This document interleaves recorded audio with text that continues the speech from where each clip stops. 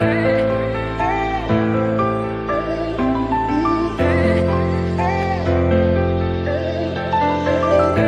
we done came from the bottom, mad that we up, but I don't hear him talking. Started with knowledge inside of my noggin. We took a dream and then we started vlogging. Put my city on the map now. I'ma say how it is and now I'm back down. On the road to 100K, we finna act out. We gon' show them that we not just in the background.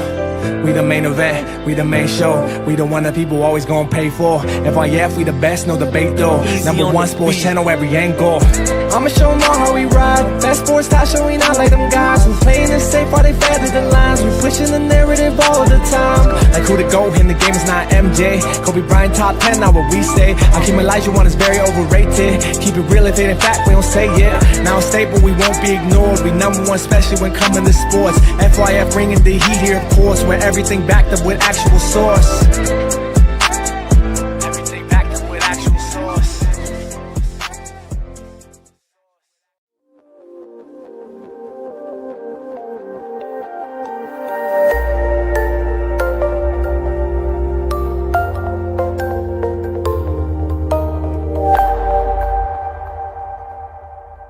Better check the film, we not one of them. The greatest to ever ball above the rim. They wasn't with me shooting in the gym. Cut the small conversation, debate on major levels. This the playoffs, baby, bring that pressure, we never settle. Cross and spin, getting it in, I wanna win. That teamwork got us headed to the ship again. Oh, LeBron better than MJ, cut it out. Half these fans in the stands don't know what they talking about. Half-court jumpers, crowd going wild. FYF ranked #1, you better say it loud. Intellectual talk, but fuck your feelings. Elijah 1 too overrated, Kobe still a realist. Top 10 all time, now how they cut the line. Magic Johnson, Draymond Green, one in the same kind. Fuck your feelings, fast break, stop and pull a J. He got how many rings, nothing else to say. With the team, live streaming, play by play. This the dream, full steam on the road to 100K. FYF, blow the whistle, man, we too official. Better check the film, we not one of them.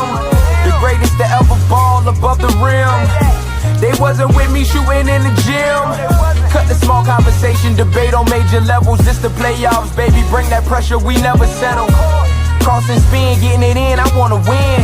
That teamwork got us headed to the ship again. Started small, then turned into big dogs. They treat me like the GM, I just make the call. No matter who my op is, I'ma stand tall. Then pull up to the game, fresh like I just left the mall. 100K, 100K, 100K, check the score. We gon' bust the shot clock, fans running to the floor. All I hear is go this and go that.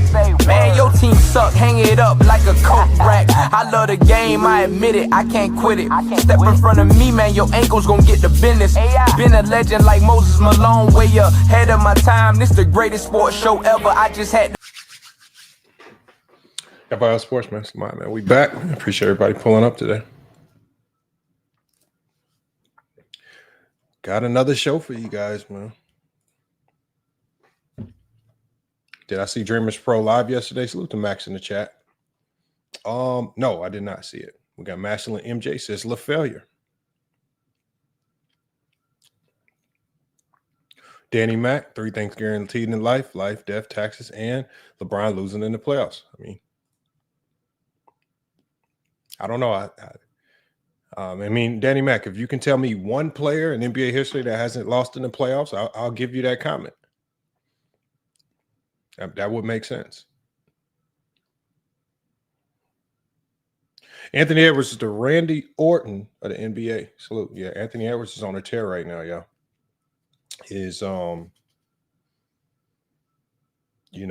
I mean, some of these young players, y'all, I mean, it's just happening right in front of our eyes. They're turning that corner.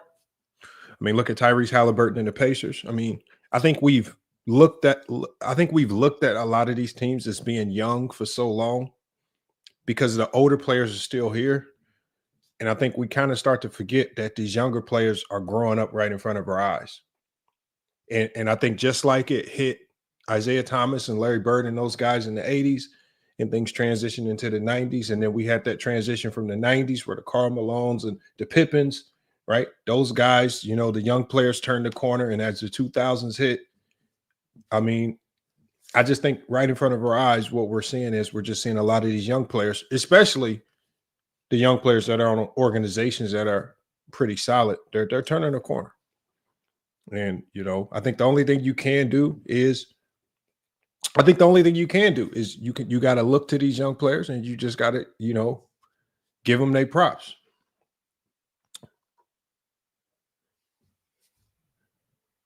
Judah says, wonder how long it's going to take for me to get timed out. I don't time anybody out, Judah. I mean, if Judah, what I can do is I can make you a mod. So at least if I make you a mod, you don't have to cry about getting timed out. Because I honestly and truly, I don't time people out. So hold on, Judah. Let me go ahead and make you a mod real quick.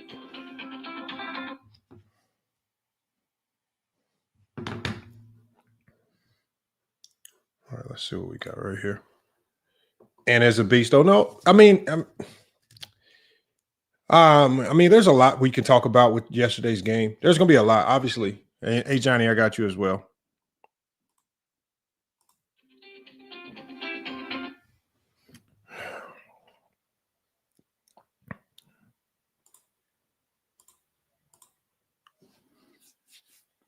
There's a Johnny, and let me take care of Judah. And the only thing I asked for people like Judah is just like you felt like people were unfairly timing you out, don't run around timing people out. Like, don't use the mod, you know, because there's a few people I'm gonna have to snatch the wrench from.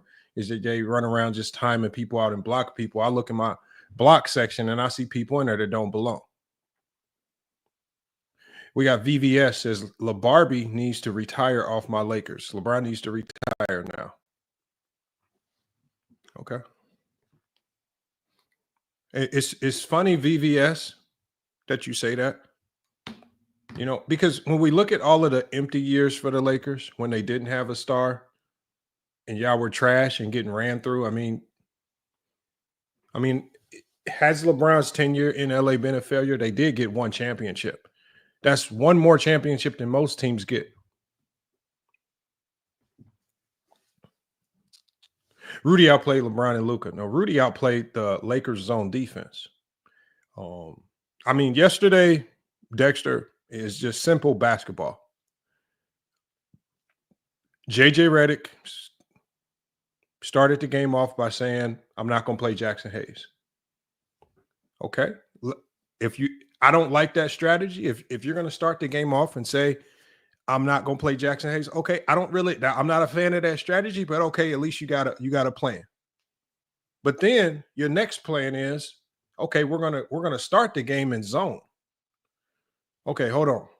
So you're not going to play Jackson Hayes, but you're going to play zone most of the game, which most zones require a big that can sit in the middle and just kind of rim protect, because the whole purpose of a zone is it literally dumbs down the defensive assignment for any big.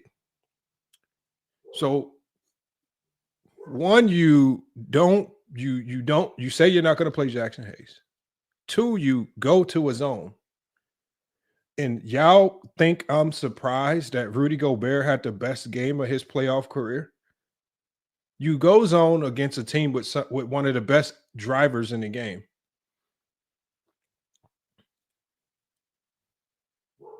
And then Rudy Gobert is just literally back there on the back line of the defense, just collecting layups the entire game.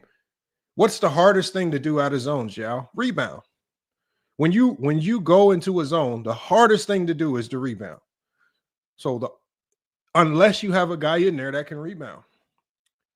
So did it surprise me? I mean, it was just literally, this is like basketball 101. I mean, and obviously this is something, you know, I don't know who the coaches were that came up with this philosophy, but it's just very simple. If you're going to go zone, you need a big inside. If you're going to go zone, you need to gang rebound. They did neither.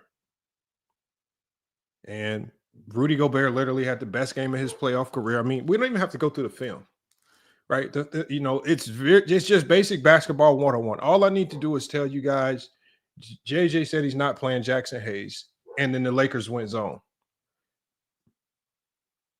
Should be no surprise that Rudy went ballistic. And that's just kind of what happened in this game, man. So, you know, Lakers, JJ Redick, LeBron James, and this whole team, the front office. I mean, one of the first teams, obviously, to get ousted amongst some of the other ones. Their postseason, or their offseason has now begun. And I think, as these teams start to get eliminated, we're just going to be doing these live streams to kind of talk about what's next for all of these teams. And so with the Lakers, what's next for the Lakers? Well, is one thing is that I think the number one thing you have to do if you're the Laker organization is, and it'll be a tough conversation, but I think you have to tell Luka Doncic that you need to get in shape. Because obviously, out of all the things that Nico Harrison said about Luka Doncic, I think that's the one thing that stood out in over the last couple of weeks and in this playoffs, is that Luka is just not very well conditioned.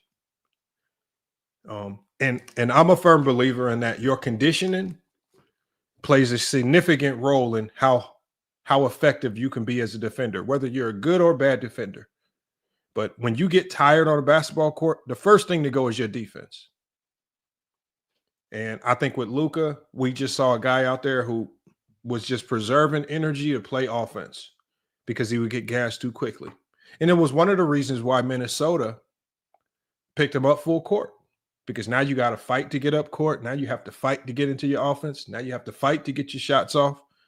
And everything Luka did, and even the announcer said it during the game, everything for the Lakers looked hard yesterday. It looked extremely difficult. Nothing looked easy, right? Even their grind when they fought back and took the lead, it felt difficult. Minnesota takes the lead back. Felt easy, right? And so these are the things you have to look to. Now, there are a couple of different factors that go into this going into the offseason. The Laker offseason is going to look kind of weird. I don't see any home run trades they can make. I don't see it, but are there some moves they could potentially make? Are there some players they could potentially target to make themselves a little bit better? Yes. If I'm the Lakers, I'm going to be looking to Orlando, looking at guys like Jonathan Isaac. All right. You're going to need defensive wings. Right. And, you got to figure these things out. Bob the Builder says sign and trade Reeves. I mean, look, you guys, I mean, these sign and trades, first of all, to do a sign and trade, Bob the Builder, it significantly handicaps your team, right? Because there are a lot of other implications due to the CBA that come with a sign and trade. So is a sign and trade for Reeves the most optimal thing for the Lakers to do? Probably not a sign and trade. Because there are other provisions that come with that sign and trade that are going to stifle you. Like, the hard cap and things of that nature. It'll put you at another disadvantage. It's just not worth it to sign and trade. I mean, unless you can get a really good deal out of it. PGH Big Dog says you can't have Reeves and Luka in the backcourt. Worst defensive backcourt in the league. I mean, it is. I mean, it defensively, it doesn't look great. I mean, you got too many guys to target. But ultimately, it's going to be about what the Lakers prioritize, y'all. This is it's easy to say trade Reeves. I mean, that's the easiest thing to say. The problem with saying trade Reeves is that it feels like he's just one of the Lakers' favorites. It just does not feel like the Lakers have any investment in trading Reeves. Like, so for me to pretend as if that's a very viable direction to go, it would make sense if the Lakers have shown any inclination to want to trade him. I haven't seen that. He's one of the few on this roster that LeBron wanted to be here.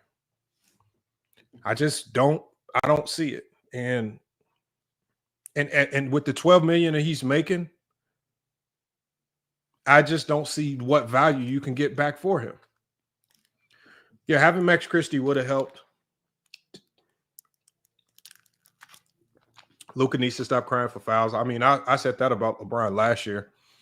I mean, you know, it hurt. Rudy won that game. Yes, Rudy definitely won. I mean, yeah, he damn near had 30-20 game. He's looking like Wilt Chamberlain out there. Tyson said, nah, y'all said the defense was good. No, we said the defense was better without Anthony Davis. You know, but I mean, there's a couple different things. If you would have came out, if you would have told me that the Lakers in this game would have came out and playing zone without a big in the middle, like Jackson Hayes, I mean, there's so many things like we can say what this team can or can't do. I literally watched this team shut down OKC and run them off their own home court. We literally watched this team defensively hold Nikola Jokic to his worst game of the season. So when we say this team can defend, well, it's not like we're just saying it out of thin air. We've seen this team defend in ways that they haven't been able to defend over the last couple of years. We've seen it. And a lot that goes into being a good defense is scheme. This is not the scheme. They weren't playing zone to beat the Denver Nuggets. They weren't playing zone to beat OKC. I mean, I've always thought that zone was a panic concept, that you typically go into zones because you're panicking. And teams know that when you go into zone, it's typically because you don't feel you can guard them in man. But I just thought it was a panic. I thought they panicked for no reason. I thought they were going to zone where they didn't need to. And it cost them. You know. We got mine right in the chat. He says LeBron hasn't been the same on offense. I mean, I just don't get y'all. Like, yeah, that is right. Hey, Johnny did text me before the game, y'all. He texted me literally like 5 seconds after the game started. First thing he said, Lamont, the Lakers are going to lose this game. They're not playing Jackson Hayes. And I said, I know. I see. And then when you bring in Maxi Kleber, it's just like, JJ, what are you doing, man? Maxi Kleber over Jackson Hayes? Has Jackson Hayes been that? Like, am I missing something? Or like, is it just me? Is it my eyes? Am I tripping or something? But has Jackson Hayes been that bad where Maxi Kleber can get into a playoff game over him? I don't know if it's just me. I thought Maxi Kleber I thought Jackson Hayes had actually kind of been good for the most part. But ultimately, this is what happens. And this is one of the reasons why, y'all, you know, when we had these conversations about players, their legacies, winning and losing, this is one of the reasons why it's hard for me to just sit back and say,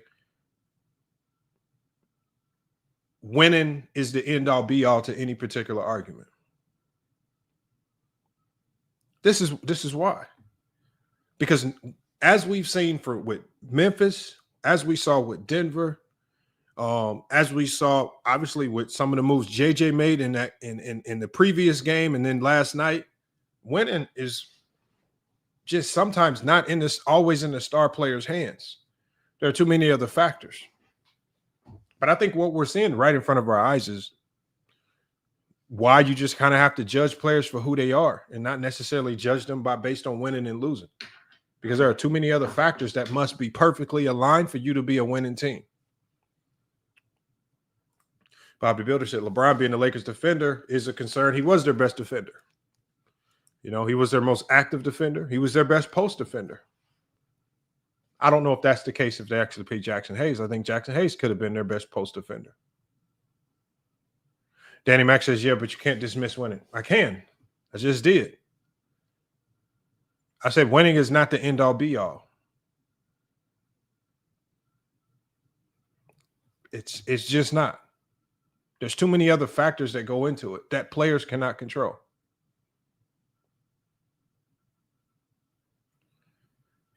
And in this particular series, I thought that Bron did everything perfectly. I don't think there's nothing he could have done different that would have changed this outcome. That's the realization of this. He says you can't dismiss winning and remain credible. I don't know what that means, Danny Mac. I mean, you guys dismiss winning with Bill Russell all the time. I mean, you guys dismiss winning with Kareem Abdul-Jabbar all the time. Y'all dismiss winning when y'all see fit. Danny Mac, and you hear it all the time, Danny Mac, when people are arguing. And it might not be you, but it might be somebody else. We hear it all the time in these debates. Somebody yells 6-0, and then somebody else yells Bill Russell. And then what do y'all say? Y'all start to wiggle and try to find reasons why Bill Russell's winning. Doesn't matter. And the fact that you guys can put context on Bill Russell's winning literally tells you that winning isn't always player driven.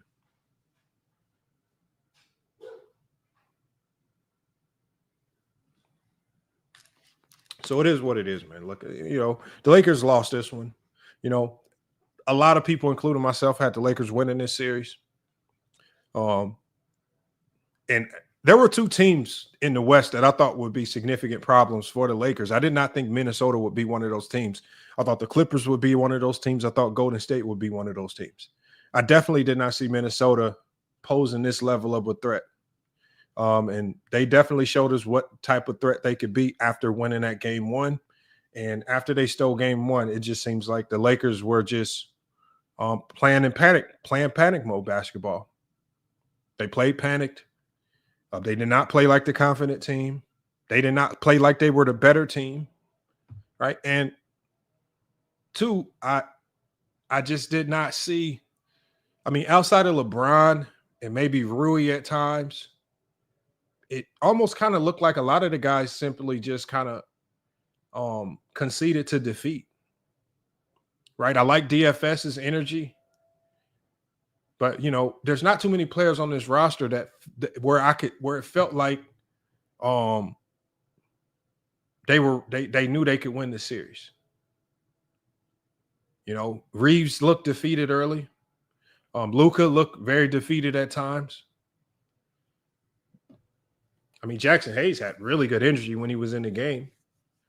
But when you bench him, it's just like obviously he's defeated there.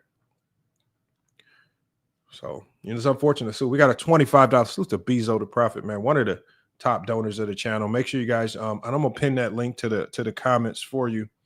If you do want to donate, you can hit the link that I'm about to pin to the top of the comments. Go over to FYF Sports Clips where we were also live, and you can super chat from there. But we got Bezo the Prophet with the $25 super chat. He said it was hard to watch Rudy Gummy Bear destroy us. And for me, it was not hard to watch. I've always told people, I said Rudy Gobert the only thing that happened with Rudy Gobert is that the game changed on him in the middle of his prime. But Rudy Gobert in any other era would be one of the greatest big men of all time. And if you stick a player like Rudy Gobert in the 90s, he could arguably be the greatest defensive big in NBA history. Games like this prove it. The game has just changed. Right? But and Minnesota did a good job of knowing, okay, if this is what y'all going to do, then we're going to consistently rely on Rudy Gobert to score. And when the one thing you got to say about Minnesota is that once they identify where the weakness is, make or miss, they're going to continuously go to you. There were multiple games where the answer was Jaden McDaniel. Make or miss, they went to Jaden McDaniel. Right? Multiple games they went to Julius Randle. Make or miss, they just live with the results. This is our best matchup here. And in this last game, they saw that Rudy Gobert was the answer. Consistently just being patient on offense, finding ways to get Rudy Gobert the basketball at the rim, and he did a good job. Oh, yo, phone going crazy.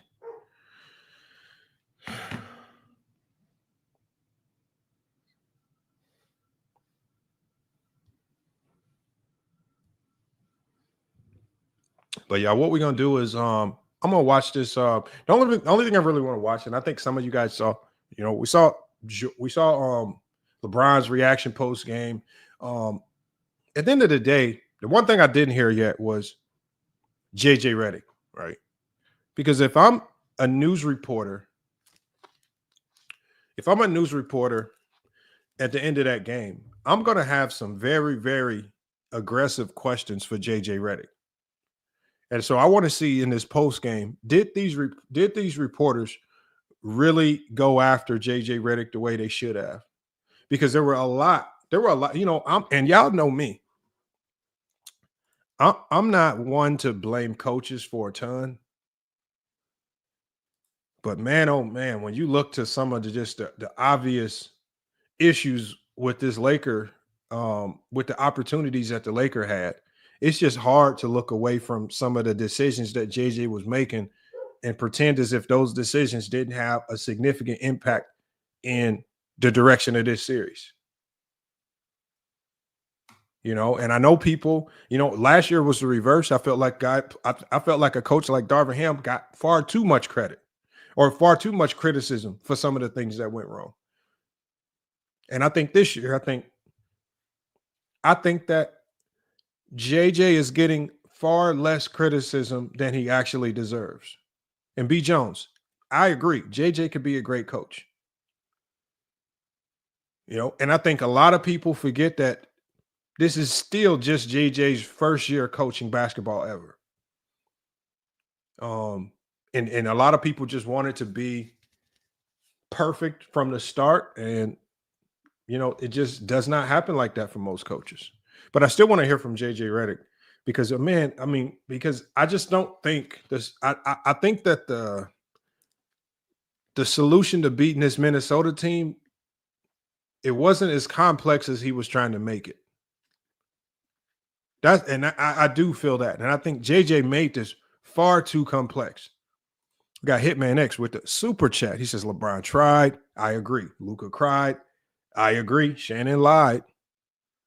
I agree. He said Wolves in 5. Man, salute to Hitman X, man. Hitting the people with. That might be one of the best ones we heard, man. LeBron tried. Luka cried. Shannon lied. Wolves in 5, man. Salute to Hitman X, one of the top donators of the channel, man, coming through. That's a good one right there, and that's all facts, man. That's all facts, man. And I can't be mad at it. Like the outcome that just happened, like how can you be mad at it? The Wolves literally came and took this series. They manhandled the Lakers from the start to the end, right? And I was talking to somebody about this game, and I was basically saying the only way the Wolves lose this series if they beat themselves. And they did not beat themselves. Hold on, let me go ahead and pin this to the chat real quick. Give me 1 second.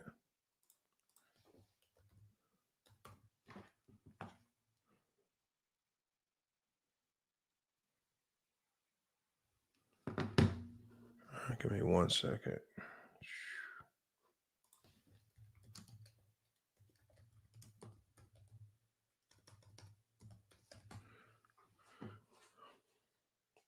He said, let Hayes go down with the ship. Well, yeah. Yeah. Everyone should have been available last night. Hey, yeah, I know. I mean, if you're going to go out fighting, you might as well go out with a bang. I'm not going to go out and the only sub that I'm really bringing in is Maxi Kleber, a guy that hadn't played all year. Hadn't even practiced. It's craziness.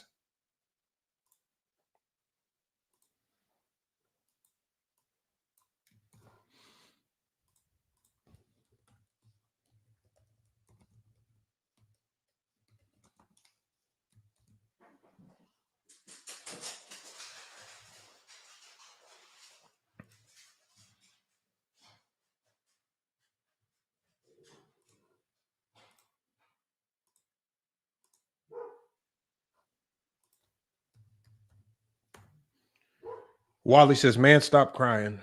Why do y'all always make stuff about somebody crying? We just talking about the game. It happened. Like, we can't talk about what happened. And you know the funniest thing about the people that always seem to be on the other side of the coin with LeBron and the Lakers is that they will be wrong about so many games. They all came out and said the Thunder was going to run through the Lakers in the regular season, and the Lakers collapsed them and blew them out in OKC. They all said Denver was going to blow them out, and then they held Luka to 11 points or something crazy like that. It's just like y'all were wrong so many times on some of y'all picks, and all y'all do is y'all just literally wait for that one game or that one series where the Lakers lose, and then you want to parade around as if I told y'all we was right the whole year. Bro, wins and losses happen,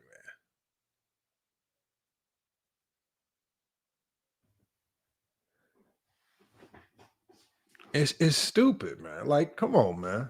What happened is self-explanatory. No center, no rebounding, no defense. Okay. No, they went into what happened? It's not self-explanatory. They went into a zone. If you go into zone, you need a center on the court. They committed to not playing Jackson Hayes, so they struggled in the zone, and Rudy Gobert went ballistic. Because the last time I checked, Wiley, it was people like you that was running around saying Rudy Gobert was trash. Y'all was the ones telling us that Rudy Gobert was trash. And then Rudy Gobert proceeds to have a 27-24 game, and now all of a sudden y'all parading around like y'all said he was the best thing since sliced bread. And this is the thing. Everybody says it's crime. So, well, first of all, y'all come into my this is what's so weird. People like Peter Bagjuice and y'all come into my comments crying that I'm not going live to talk about the game. Then when I do go live to talk about the game, y'all proceed to just come into the chat and say, stop talking about the game. Y'all know I only did this live because y'all was the ones crying about me not going live.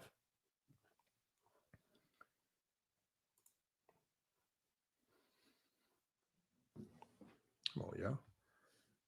All right, hold on one second, y'all. Let me do this. I'm about to drop the link as well, man. Bring y'all up here to cook on this topic as well.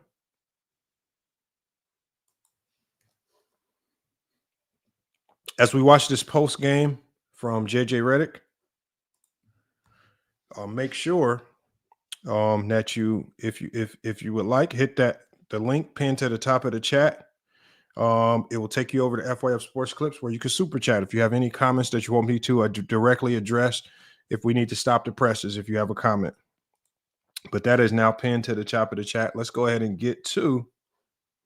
We're going to go ahead and get to this post-game reaction from JJ Redick, because like I said, we don't really need to react to the game today. The game happened. We saw it. I think it was very obvious where the Lakers went wrong, just like it was kind of obvious in the game before that. But yeah, games 4 and 5 were a complete nightmare for the Lakers. You could point the finger around at a lot of different people, a lot of different causes, but I mean, in this game 5, if you have to put the blame on anybody, I think you would have to look to that coaching staff of the Lakers, JJ Redick and the coaching staff. I mean, a horrendous game plan to be playing at home and to overcomplicate it and to start just panicking and going zone against this Minnesota team. Kind of silly. We got Anthony in the super chat. He says, Reeves, 16 points per game on 41% from the field, 31% from the three for the best third option in the league. I don't think he's the best third option in the league. He's one of them. Also got to give Julius Randle credit. He was the key for the Wolves. Yes, he was. I think Jaden McDaniel might have been more important, especially in that game 1 and game 4. But Randle was really good as well. Randle was really good. But I think if I had to select a player for the T-Wolves that was the difference maker, I would definitely have to say it was McDaniels. His defense and his ability to score in game 1 and game 4. Or was it game 3? Yeah, game 4. You got to give him credit for that.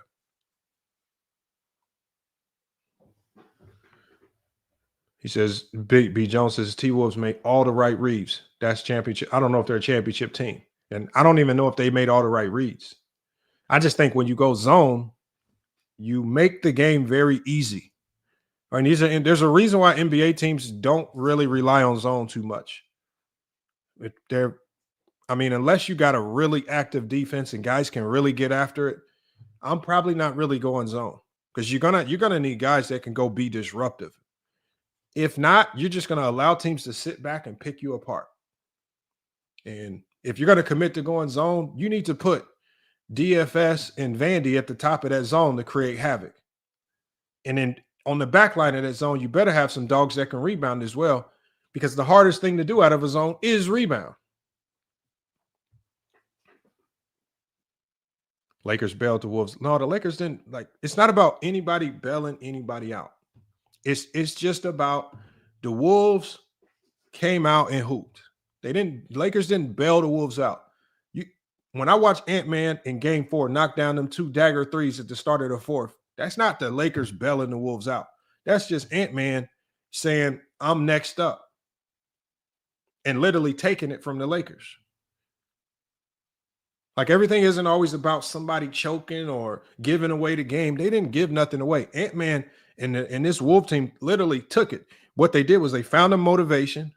Everybody was picking against them. People like Shannon Sharp, Lakers in 5. Nobody believed in them. They found their motivation. They locked in. They got the job done.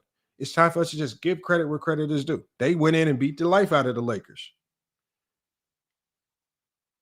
They beat the life out of the Lakers. They did not let them recover after Game 1. They didn't give them any sign of hope that they could win the series.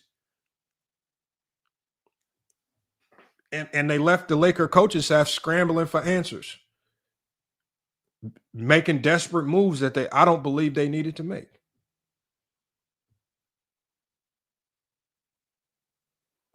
I said sad, Lamont. I don't. I guess whatever you meant. My bad if I misinterpreted what you said. How many times did I say no center, no dice? Yeah. But Adam. Okay. So let me ask you this, Adam. This is all the people that complain about the roster construction. Once you realize that the Lakers did not have the resources to go get a capable center, did you just turn your TV off and stop watching and say, look, I got it all figured out. The Lakers are going to lose this. I got it all figured out. They don't have a center. I'm not even going to watch. Why watch this when I know the result? Did you go bet a ton of money on sports books because you knew the answer? I don't believe you did.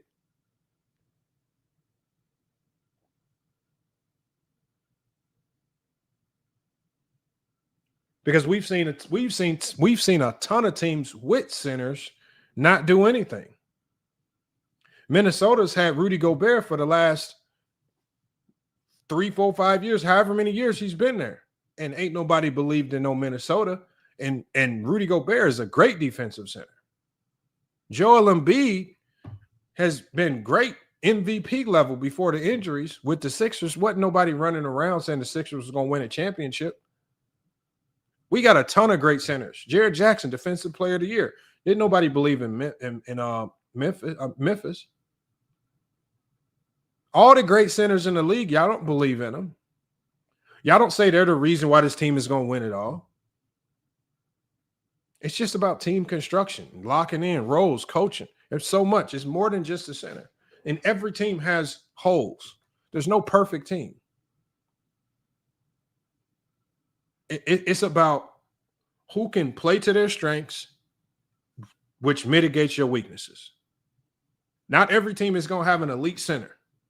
Just like last year, Dallas, they did not have an elite center. They had a rookie in Derek Lively. They had a Daniel Gafford who had been passed around the league. And they had Derek Jones Jr. who had been passed around the league. They didn't sit there and cry and complain that we need to go trade for a center. They just made do with what they had. The coaching staff trusted those guys, and they made those guys look a lot better than what they actually were. It's about playing to your strengths to mitigate your weaknesses. Play to your strengths to mitigate your weaknesses. All you have to do in basketball. And the Lakers did try, and I agree, they did try to make a move for a center, but it was stupid for the Lakers to pull that plug on that trade. I mean, especially if you go into the postseason and you don't even use Dalton Connect. You pull the plug on the trade and you get Dalton Connect back, and then you don't even proceed to use him.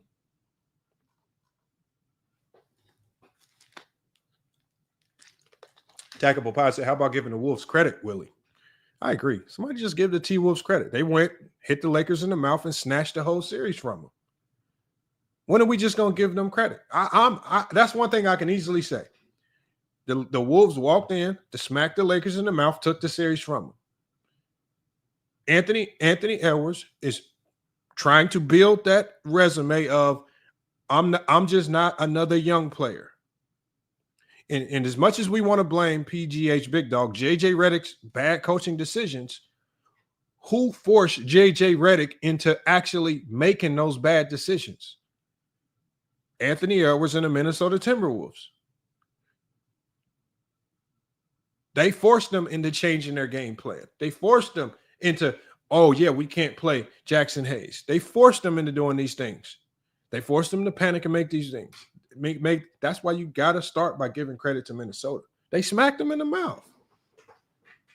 What happens if there's a lot of y'all in the chat been smacked in the mouth? And a lot of y'all panic. Y'all don't know what the hell to do. If a dude that's 6'9", 280 pounds, if he walks up to you, smacks you in the mouth, what you gonna do? A lot of y'all gonna do what the Lakers did. Y'all gonna panic. Y'all gonna start doing the hood girl swirl with your arms and all that stuff. Lakers panicked. They got smacked in the mouth and panicked. It is what it is. I mean, like, it's not a big deal. And it happens in basketball. Go back to the drawing board, get better. What I've done? Well, the first thing I would have done is I would have never went to no silly-ass zone. That's what I've never done. First thing I would have done is, first you have to, the one thing you have to do as a coach, you have to see what energizes, what maximizes your best players. The reality is that no matter how bad you think Jackson Hayes is, the reality is that when Luka has a lob threat on the court, he's a much better version of Luka. He showed that in the first couple of minutes of Game 4. When Luka has a lob threat on the court, not only does he make that lob threat better, but he's a much better version of himself. So one, you have to, okay, how do we optimize our stars? One, I would have put LeBron back on point. If y'all want to stick McDaniels all on Luka, one, I'm not going to have Luka, who we know is out of shape, bringing the ball up, trying to fight McDaniels just to get the ball up. Two, I'm going to center my offense. Too many times, especially in games 3 and games 4, what were they doing with Luka? They were sending Luka to the corners, getting trapped at the half-court corners. I'm just going to put LeBron on point. You're not taking the ball from him. You're not going to bully him to the corners. Just put LeBron on point and then funnel your offense to Luka after you get across the half. There were a couple, but these are not scheme or system changes. These are just very minor changes that can kind of thwart what they're doing. It's not like, and then I would have found guards who can get the ball up the court without turning it over, not named Reeves or Luka. Number 2. That's all. Those are the 2 number 1 things I would do. So that would have elevated Gabe Vincent's role, and that would have elevated LeBron's role at the point. Right? Because they were too physical. You need physical guards. You need to fight physicality with physical guards. You have the physical guard. Gabe Vincent is a physical guard. He's a low turnover guard. LeBron, physical guard. He's low turnover. These 2 guys can get the ball up the court without tripping, falling, doing all this stuff. Luka sometimes literally looked like McDaniels was hitting him with a 2x4 sometimes.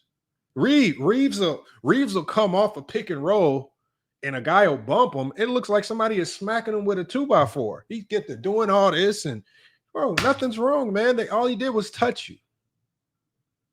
We don't see Gabe Vincent and LeBron doing all that. Just get to where you got to go. Quit all the flailing, flopping, run the offense. One buddy says, another apologist, FYF in effect. I don't know what that means, man. I don't know. What are y'all like? I'm just talking about the game. Mike Conley had Reeves locked up.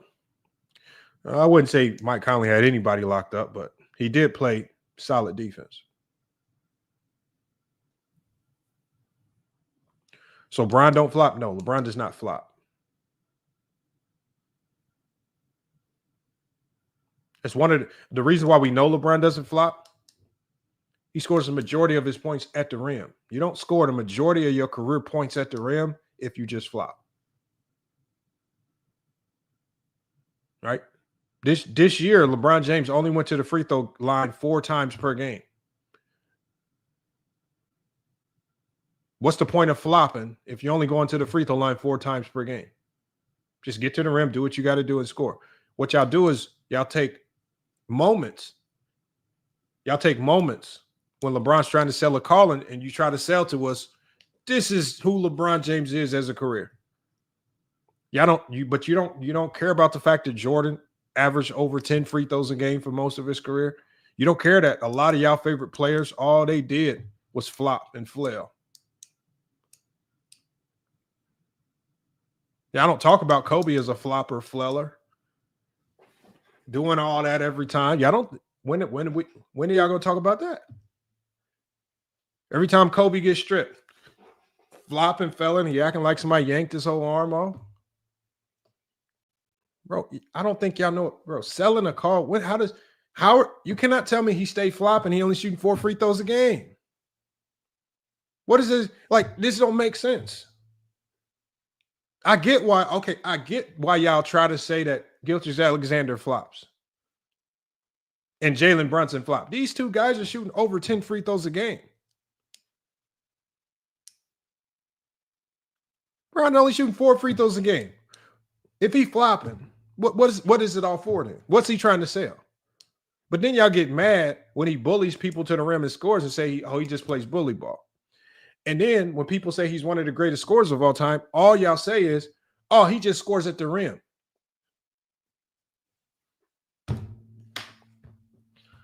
Bro, I don't get where y'all logic is. Y'all logic is just dumb. Let me share my screen. Let's hear what JJ Redick had to say. We'll drop the link after this. And we'll get everybody's thoughts on the game. Hold on, let me go ahead and share my screen, get this up here.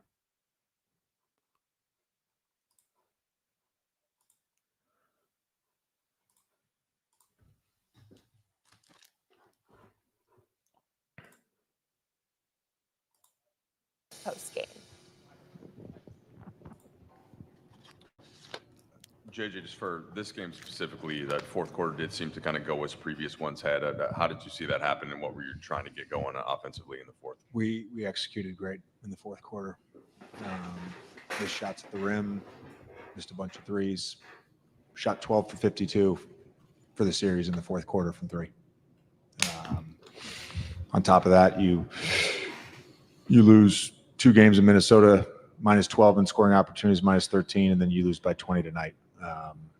Just too many turnovers, too many offensive rebounds, and I think given the struggles scoring the ball, particularly early in the series, there's a trade-off. There's always a trade-off. You could say, play a center.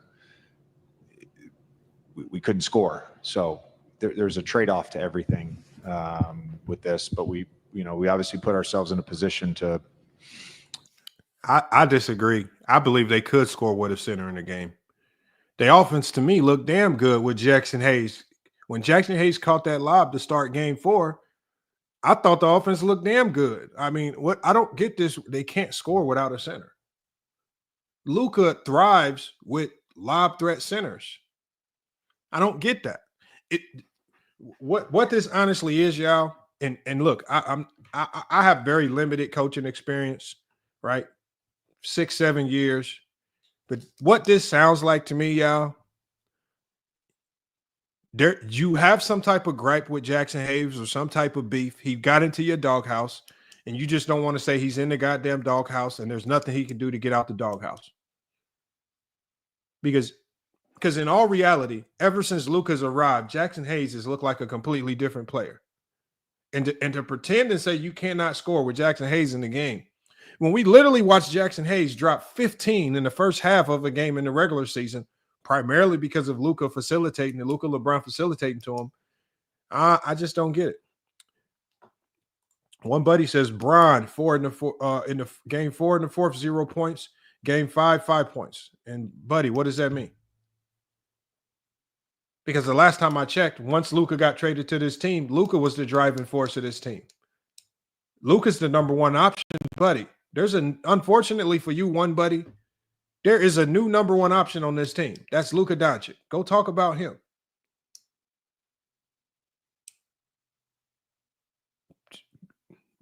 AD ain't here no more. There's a new number one option in the fourth quarter that has the ball the majority of the time, making all the decisions. Go blame him. If y'all all about blaming the top guy, go blame the top guy. Bron is not that top guy no more now that Luka's here. Or maybe y'all just got these, like, it's just like GOAT James Kingdom says. Y'all have these homoerotic affinities towards LeBron James.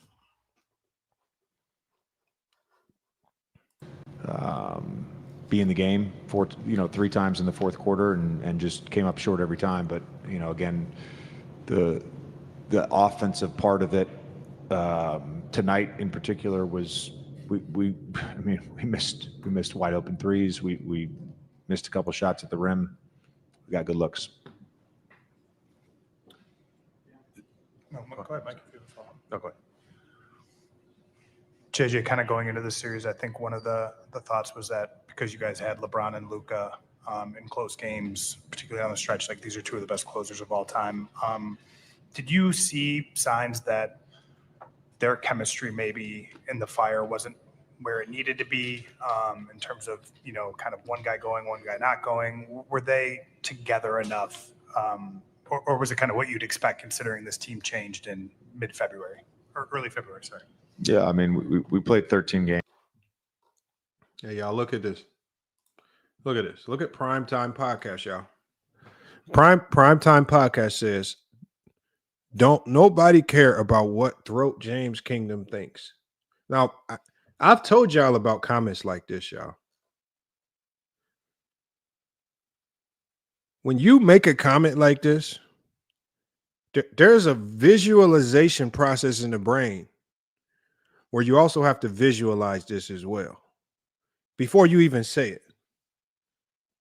I want y'all to understand it. And because we're all human beings and because we all know what I'm saying is true,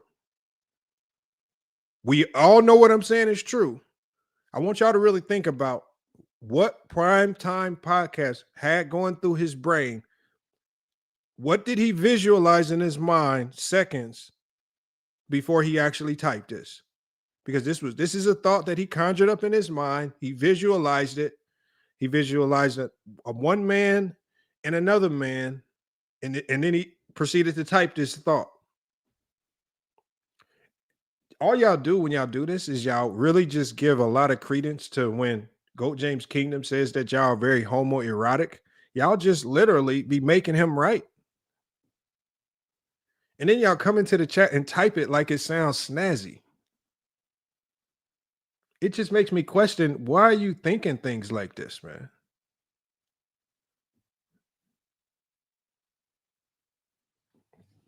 Come on, man.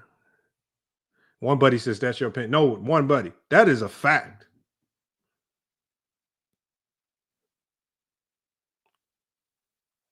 Okay, so one buddy. I just want you to think to yourself, right? At the end of the day, we all know what I'm saying is fact because we're all human beings. Because we've all thought stuff in our minds and we picture it in our head before we type this stuff. Especially if it's something of that type of, to that degree. I mean, y'all can pretend as much as you want, but we all know the truth.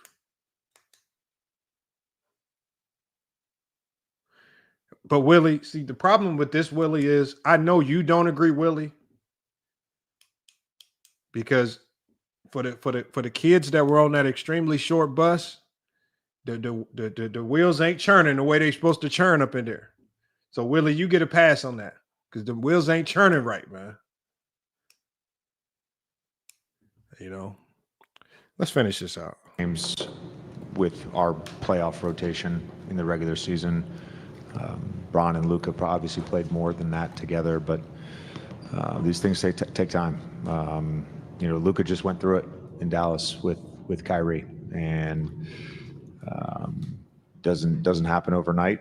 We obviously wished that I wouldn't call it chemistry because they have chemistry, but that part of it we could figure out better, and we were, I guess, in a better place and more comfortable with that in the fourth quarters of playoff games. But that partnership and that relationship is more than solid. What was your message to the team after the game tonight? I think there's always a mix of disappointment and gratitude, but certainly disappointed and not something that I ever envisioned with this team. Having to go in and talk to them, after losing the first round, but give Minnesota a lot of credit. They're a really good basketball team, and I think our guys played hard enough and did all the right things. We tried to make it work with what we had and came up a little short. JJ, how's Luka's back doing, and what did you see from him in terms of trying to just gut it out in the second half? I assume it's tight. I don't know. I know he could play. Obviously, he had some good stretches there in the second half, scoring the basketball.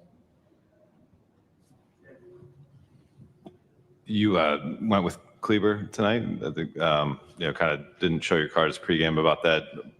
What was the thinking there? I would have appreciated this more if I think sometimes you just got to say, I screwed that one up, man. I screwed it up.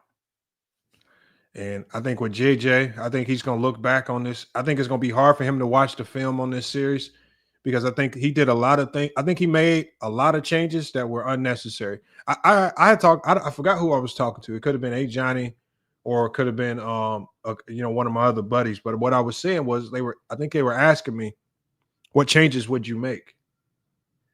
And the one thing I kept saying after game one, I kept saying, you don't need to make any changes. You just don't need to make a lot of changes. And it's not even major, the only thing I would do more is turn up the volume on Jackson Hayes' minutes. Right? Let him make mistakes. But the energy and effort that he's given you, the way he unlocks Luka on the offensive end is far more valuable for this team than the few mistakes that he might make. With this quick trigger yanking him out the game, as soon as he breathes on somebody the wrong way, I think it just really hurt this team. Especially when guys on the bench can clearly see that you have this long leash of mistakes for players like Austin Reeves, which I don't even like killing Austin Reeves for the mistakes that Austin Reeves makes. But Austin Reeves has this crazy long leash where he's allowed to make mistake after mistake after mistake, and he stays in the game. Like, if you're going to be quick with yanking guys out the game, be quick with yanking them out, all of them. Yank Reeves out when he, yank him out early before he fouls McDaniels and gives him a three-point play. Like, go ahead and do this early. But it seems like he's just playing politics with selected people. Vanderbilt makes a mistake, yank out the game. Hayes makes yank out the game. These guys are not given an opportunity just to play. All right. And that's what they were, that's when we look to the reason why the bench for the Lakers only averaged 7.4 points per game. I want y'all to think about this. The Lakers bench for this series averaged 7.4 points per game. The reason why your bench loses confidence is typically because they have a coach that don't believe in them. Now everything that they do, they're on edge. They don't want to take shots. They don't want to make mistakes. When Nickeil Alexander-Walker came into the game for Minnesota and airballed 2 threes in a row, they went back to him on the third play. He knocks down a big corner 3 yesterday. One buddy says, FYF, did you have Lakers? Yes, everybody in the world essentially had the Lakers winning. Yeah, I had the Lakers winning. But like I said, Minnesota slapped them in the mouth and took the series from them.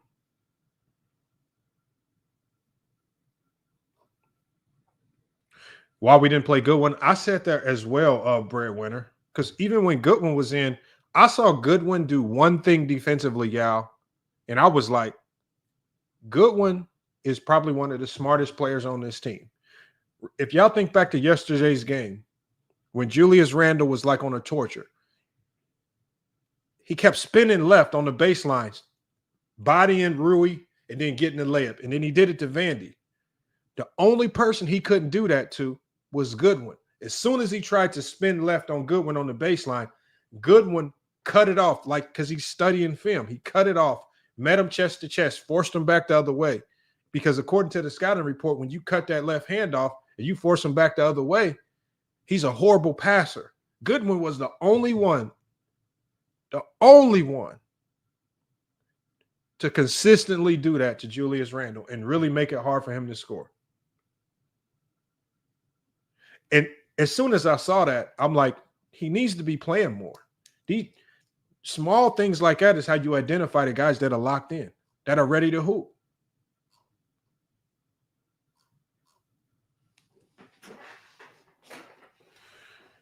We'll see. And what do you think he gave you after not playing like 3 months? Yeah, I mean, just played 3 minutes in the first half and whatever, 3 minutes in the second half. We knew it was going to be spot minutes. He obviously had a very tight minute restriction, but just positional size. He's also just an incredibly intelligent player. I thought it's similar to Doe, where the things that he does at a high level don't always show up in the box score. But obviously would have loved if you'd made that corner 3, but wasn't the only one to miss corner 3s in the fourth quarter. Missed the first. Hollywood Herm, who still buy Gucci today? Don't nobody wear no Gucci no more, man. You better take that shit back, man. Gucci basically like Michael Kors now.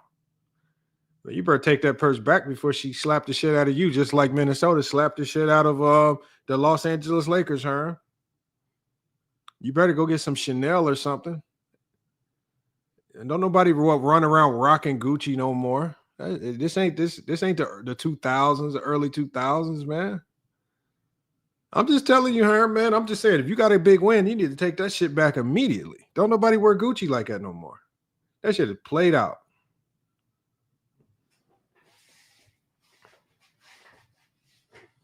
Come on, Herm, man. Stop it, man. Now, if you want to make predictions, y'all, let's take bets on that prediction. How she gonna react when Herm give her that played out Gucci purse? We can make bets on that.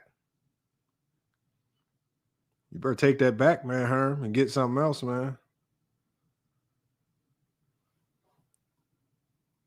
I think maybe 1 or 2 questions, so sorry if this were asked, but Rudy, he was getting the offense on offensive glass throughout the series, but tonight it seemed like he was able to convert more of his shots near the rim. What were you seeing that I guess led to that, his more success? He's really big. I mean, he's really big. It's one thing if he's the only one down there, and it's another thing if there's multiple crashers. And they all have the license to crash. McDaniels, DiVincenzo in particular, Randall as well, but McDaniels and DiVincenzo are crashing nearly every shot. So you have to account for them. Plus, Gobert's just bigger than everyone. Hey, JJ, obviously emotions are raw right now, but third seed finish obviously didn't end the way you wanted it to. But on a personal level, how would you evaluate? Hey, y'all, look at Herm, man. Herm is mad now, man. Y'all see Herm mad in the chat? He said, now Herm saying we can't afford Gucci, man. Let me show you something, Herm. Hold on 1 second. Let me go to the big screen real quick. Look, Herm. I told you, Herm. And again, this is actually a nice ass piece right here. This is one of the nicer pieces. I think it's like a $900 Gucci watch, Herm. But it's just the reality of Herm. It's just that times change, man. And when times change, man, it's things that were extremely luxurious are no longer extremely luxurious, man. Now, Herm, why don't you show us that Gucci bag? Now, Herm, show us the Gucci bag. I'm showing you the Gucci watch. Pristine condition. I still got the box and I still got the papers. Herb, I'm just trying to save you, Herb. You can still take it back, man. Let's get back to this. Let's get back to this. Your first season as head coach of this team. I'll use my own thoughts to evaluate myself, and I'll use what my players say and what my coaching staff says to evaluate. But I know I can be better, and I know I will get better. I don't necessarily take any satisfaction from how the year went. That's not to say I'm not proud of what the group was able to do and how we were able to figure things out on the fly and put ourselves in a position to have home court in the first round. But there's always ways to get better, and I can get a lot better.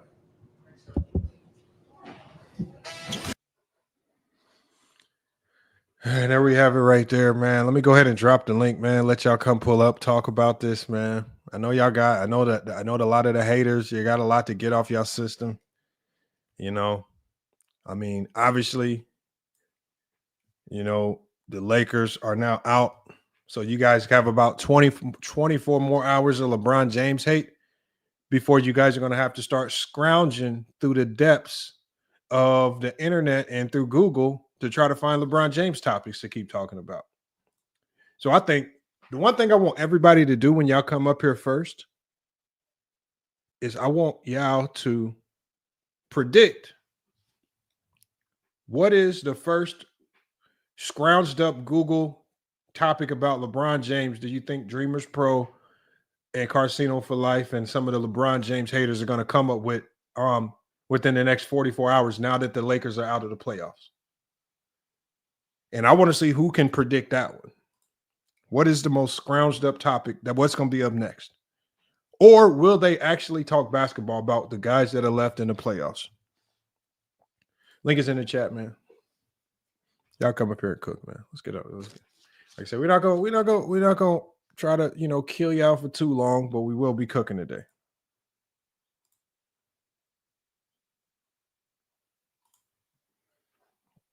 Salute to Renegade in the chat as well. Tyson says LeBron needs to retire. Tyson, ask y'all something.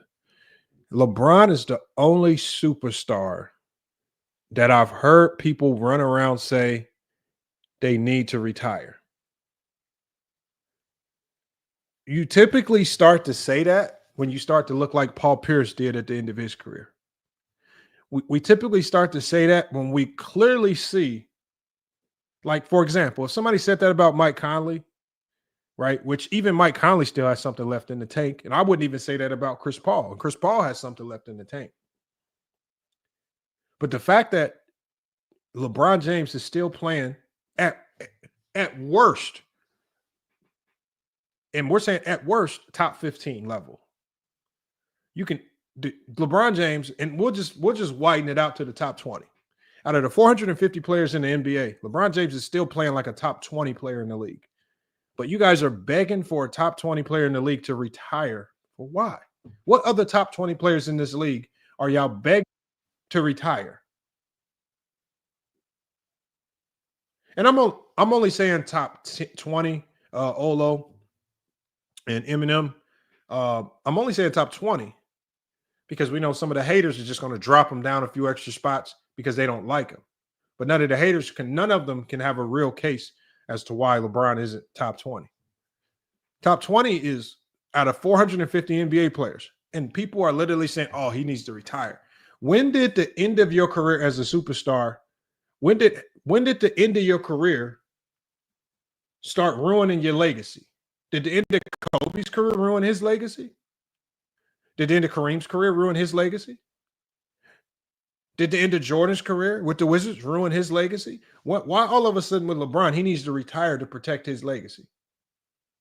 Because all this longevity, did the end of Vince Carter's career ruin his legacy? Why is it with LeBron, a guy, and out of all these guys who completely fell off at the end of their careers, LeBron is still playing like a top 20 player. Vince was not doing that. Paul Pierce was not doing that. Kevin Garnett was not doing that. Chris Paul's not doing that. Mike Conley's not doing that. All the players that are playing this extended amount of time, Kobe wasn't doing it. But LeBron, who's playing like a top 20 player, he just needs to retire. Like, this retire stuff is silly, man. We got Herm. We got Olo. Herm asked me to put him on the big screen, so I'm assuming he has some type of diatribe he's going to get on. Herm, did you still want me to put you on the big screen, man? Man, you can't. I'll talk my shit right quick, man. I'm going to talk it right quick, man. Let's get you up here. Let's get you on the big screen. Yeah, let's get it, man. Salute to everybody. First of all, y'all hit that like button. Y'all also hit that cash out for the month, man. Hey, you don't need to turn on that music, though. But talk to the people. Talk to the people, Herm. Hey, but this ain't about LeBron, though. That's why I want you to tell you. This ain't about LeBron. All right, okay. He said it's not about LeBron, yeah. All right, go ahead. LeBron. See, niggas expect me to hate on Bron, but this is to the people that put all these unrealistic expectations on LeBron. Hey, Jonah in the month, been fooling all y'all, been filling y'all heads up, been boosting y'all confidence up about how good this team was. I was sitting up there telling them, hey, take one game at a time, y'all. Y'all know damn well that these teams don't have a lot of film on these guys. They really have a game plan for these guys. Just chill out. Because once they get enough film, once they understand what the Lakers like to do, because they can't change too much because they just came together. So it's not like they're going to implement a lot of new sets and shit. And I said, once they make them adjustments in the playoffs, teams are going to exploit every damn weakness that the Lakers had, and Minnesota did that. They exploited any weakness that they was looking at. They exploited it for its perimeter defense. Nobody could stop Minnesota from penetrating to the rim. They got to the rim at will. The corner three was open the whole goddamn series. Then they exposed the interior, and Rudy Gobert dominated yesterday's game at basically 30-20. They went out losing like that to Minnesota. So, end of the day, when I was telling these bums what was going on, they didn't want to listen. It's like, Luka and LeBron, nobody can stop that. It's not about that duo. It's about the personnel of that roster, period. And the Lakers, end of the day, don't have a great roster. They don't have a great team. They really not as great as people thought they were. They're not as deep as people thought they was. They don't have the size. They didn't have anything. And for people to sit up there and really believe that this was a great defensive team, they don't know a damn thing about basketball, bro. Because honestly, they not. They can't stop people from penetrating the rim. They can't rebound, because that's part of defense. If your ass can't rebound, you go give a team second chances. Even if you do force them into a bad shot, the niggas gonna get a second chance, rebound, go back up with it, or get the corner three, which Minnesota was getting. So honestly, man, I ain't gonna go too hard, because those my boys. No, my next question is, well, When did Johnny say that LeBron was at It's the not level, about still at the level where he can carry the Lakers to a it's championship? not about LeBron James. See, that's what you're trying to make it as. I'm not making No, it no, as. but you just said her. Johnny was saying that the Lakers was a better defensive team with that AD. No, they not. No, They no, wasn't the whole that's time. completely different from what I asked you, Herm. No, yeah, I'm but saying I ain't mentioned anything no, about but LeBron hold on, James. Herm, hold on. I'm not taking it to LeBron. if I'm not Johnny talking about says LeBron. no, I got you, Herm. If Johnny says he thinks, which is subjective, that the Lakers are a He better didn't defensive say he team. think. He I know. believed that Hold on, bullshit. Come on now. Herm. I'm not saying he didn't say that. I'm saying when did Johnny say that this team and LeBron was still at the level, or when did he try to lead anyone to believe that LeBron He James was did. still at the level? He did When? because him and B. Lee was into a show at the show about it, and they still felt like Luka and LeBron. When did he was say this? Man, on their show. Him and B. Lee don't even agree on half the stuff. Like B. Lee Oh didn't my agree with God. the AD take. Like his own partner, like, which is one of the things why that makes that show so unique, is B. Lee didn't agree with the Anthony Davis stuff. He They really pushed back didn't agree against because it. I was on the stream. Lamont I ain't- B. Lee didn't agree with the AD take at all. I know. that. I mean, his own I'm panel, talking about his own Johnny. I panel ain't pushed talking against a about lot B. of the things that he said. So I just want to know, when was he out here parading around that He LeBron was was still? hey, party on Crenshaw. Yeah, he was parading around that. The party on Crenshaw, right? Yeah, he was parading around with that, right? So yeah, he was parading around like these niggas gonna really have a party on Crenshaw. Like these niggas really was gonna be a threat. Like these niggas were gonna have a deep playoff run. Y'all was selling the whoop tickets. What you mean, like the yeah? Why you keep dumbasses, saying and they yeah? got exposed. And I said they was gonna lose in the first round. No, you didn't, I Herm. was telling everybody that. I was Herm, saying that they was nobody gonna ever lose in the heard you first say round. that. Yes, that's shit, because y'all kept kicking me off and putting me backstage for one. Hold on, but Herm. That's for one. I kept A getting parade. Hold on. Man, He didn't y'all tell let you. easy He didn't. work. Hold on one second, Y'all, Herm. He didn't tell need to you. apologize to these LeBron fans because y'all Herm. Hold on one second. Herm. He didn't tell you what team was going to be partying on Crenshaw. I mean, it very well could be the Los Angeles Clippers. You the reason why these LeBron haters got a lot of shit to say because y'all put the false expectations on them niggas. What expectation y'all put on the Lakers? I rarely even talked about the Lakers. Yes, y'all did. Yes, y'all Oh did. my God! You was co-signing with Gill and them. You was co-signing with Gill and What them. did I Y'all was coming with them Gill? takes. Hey, y'all was co-signing with the same bullshit. Like the Lakers were gonna do something, gonna make a deep playoff run. And I was the only nigga saying take one game at a time. These niggas not as good as y'all think they are, and they going to get exposed because when teams get that film, they All right, gonna Herm. We gotta expose. hold on, Herm. Let me go to. I gotta go to Earl. Hey, Wiley, come up here, man. Herm, but you hold on. You know what, Herm? Wiley, come up here, man. I also heard you say. Also heard you say these same things in 2020, Herm. In 2020? Nah, when I said, well, pull up the tape then. I ain't say that in 2020. Herm, what I'm saying is, pull up the tape. I'm saying you have like a on repeat. What is that about? So you got a soliloquy for LeBron every year. You always now say pull he up ain't gonna get it done. Pull up the tape, bum. I will. If I said that in 2020, pull up the tape. Because I ain't said that in 2020. Pull up the tape. Hold on 1 second, Herm. Yeah. Pull up the tape. I got you, Herm. I'm saying every year you on auto repeat with the same take. No, I'm not, because I cooked the Clippers last year. I wasn't even focused on the Lakers. Yes, you was. No, I was focused on the Clippers. You remember that. So don't sit up there and act like I was focused on the Lakers because I knew the Lakers wasn't relevant. I knew they wasn't going to do shit. So I wasn't focused on the Lakers. My focus was on the Clippers, remember? When I single-handedly destroyed Clipper Nation with that dumbass outlook and taste that they had, because they had a so-called best record in December and January, and they thought that Kawhi and them was going to carry them to the championship. I cooked their delusional asses. Do I need to play your and y'all pulled Herm? Do I need to play the clip? Are you saying that you wanted to join the Nazis and you was willing to join the Nazis to make sure that the Denver Nuggets and Nikola Jokic beat LeBron James? Do I need to play that clip? Talk to us, Herm. That wasn't no 2020 clip. That was last year. 2020 clip. Hey, that was last year. I own the bum ass Lakers. I own the bum ass Clippers. And in the day, y'all the worst goddamn fan bases in basketball. Cause both of y'all fan bases are delusional. Hold on, y'all. I'm gonna play the clip, man. LeBron and Kawhi fans delusional, and y'all don't know shit about basketball. I'm gonna play the clip like fucking work. Now, hey, y'all, Johnny, you want the same? You want the same level? Hold on, Herm. You gotta hold on. Herm. Now, y'all remember, y'all. Herm just said you don't talk about LeBron like that last year. Hold on, Herb. Nah, So, you said like, 2020, nigga. You can't no. put that shit on me. You I said said 2020. I said pull up the film for 2020. I said no, nigga, Herb. you I ain't gonna said have no film. Herb. Hold on 1 second, Herb. You gotta let other people talk. You a I capping said ass nigga, and you know it. You a capping know. ass bum, man. Herb, hold on, man. You gotta hold on. You a bum, and you Hold on, Herb. hey, you just like to pull up pod trash. Y'all I easy know. work. I man. take Easy that. I take that. But Herb, are you telling me last year you weren't saying the same thing, just with a different team?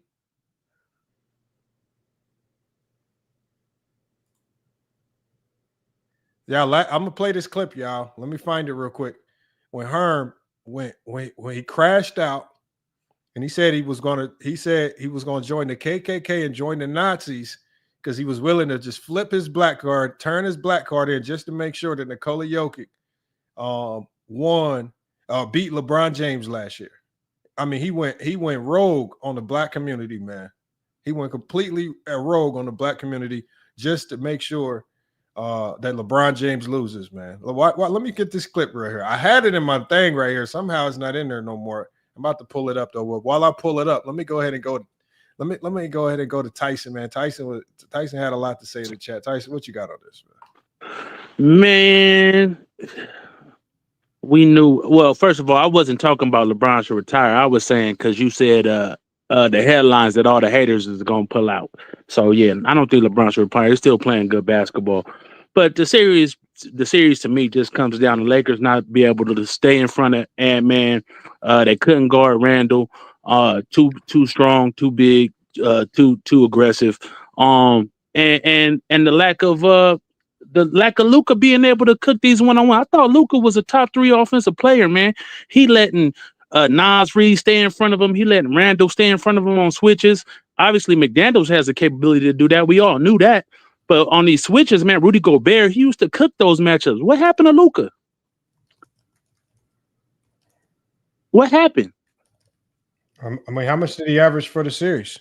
It's not about the averages, man. It's about in crunch time, these dudes switching on him and staying in front of him, and Luka not being able to play make because he attracted multiple defenders. These dudes will stay in front of him one-on-one. We don't expect that from Luka. It's not about what he averages because he made tough shots. I give him that. He made some incredible shots. But that's not sustainable offense. Yeah, but Luka's never been a blow by. Like, he was drawn and kicked. Come on, man. His playmaking was predicated on him getting to the teeth of the defense, drawing multiple defenders and kicking it. If you just like the Celtics did, we all know they had the personnel to do that. You know what I'm saying? We already said that. Like, I think it was no secret. And I said this early on. I said, number one thing Luka needs to do is he needs to get in shape. 100%. I said I think his fitness kicked him in his ass a little bit this year. And I said if you had to say Nico Harrison was right about anything, he was right about the fact that Luka was not in shape. So I think a lot of Luka's woes were primarily even in the games where he dropped 37 and 38 points. I mean, because he obviously scoring wise, he was still lethal. But I think where we saw him falter, like you said, in the fourth and even on the defensive end, he had nothing to give. He had no energy to give. In the fourth, or he had no energy to give on the defensive end because he's out of shape. And then JJ Redick even said it in the post game. He said, "We are not in championship shape." And I think when he said that, I think he was alluding to Luka. We're not in championship shape because you can't be talking about LeBron. LeBron was in championship shape, right? You can't be talking about DFS. DFS was ready to go, right? Lando ready to go. Right. I agree. So at the end of the day, I think what you're talking about is the only thing that could beat Luka in his prime right now is his own fitness. And I think, like I say, it's not rocket. The Minnesota did not do anything spectacular other than take advantage of the fact that motherfucker wasn't in shape. I think it's more than that. I think we've seen Luka in previous years, even last year when he played Minnesota, do a lot better in getting his teammates involved and drawn and getting the ball to open people. I just think Luka didn't have that presence. Tyson, the tough shot making is one thing, but we addressed that too. What unlocks Luka as a playmaker? A lob threat. The best lob threat on the Lakers. The best lob threat on the Lakers is Jackson Hayes. When Jackson Hayes played the first 4 minutes of Game 4, that was the Dallas looking Luka. Like when he threw that lob up. You unlock the full bag of Luka when you give him a lob threat. But by JJ Redick taking that away, now what you do is you make Luka easier to defend. Because now you don't have to worry about a lob there. You saw what it looked like when DFS went to go for a lob. They threw it off the side of the backboard, missed it, and all types of crazy shit. So it's just like now, like Rudy, now you're just really turning Rudy into an elite roamer on Luka, and they don't have to worry about this significant lob threat behind them. And I think that was just one of the elements where I feel like JJ went wrong, where as much as you don't like Jackson Hayes, you got to play him this series. Remember how Frank Vogel was doing in 2020? Where in some series he would play Dwight and JaVale McGee, but in other series he wouldn't.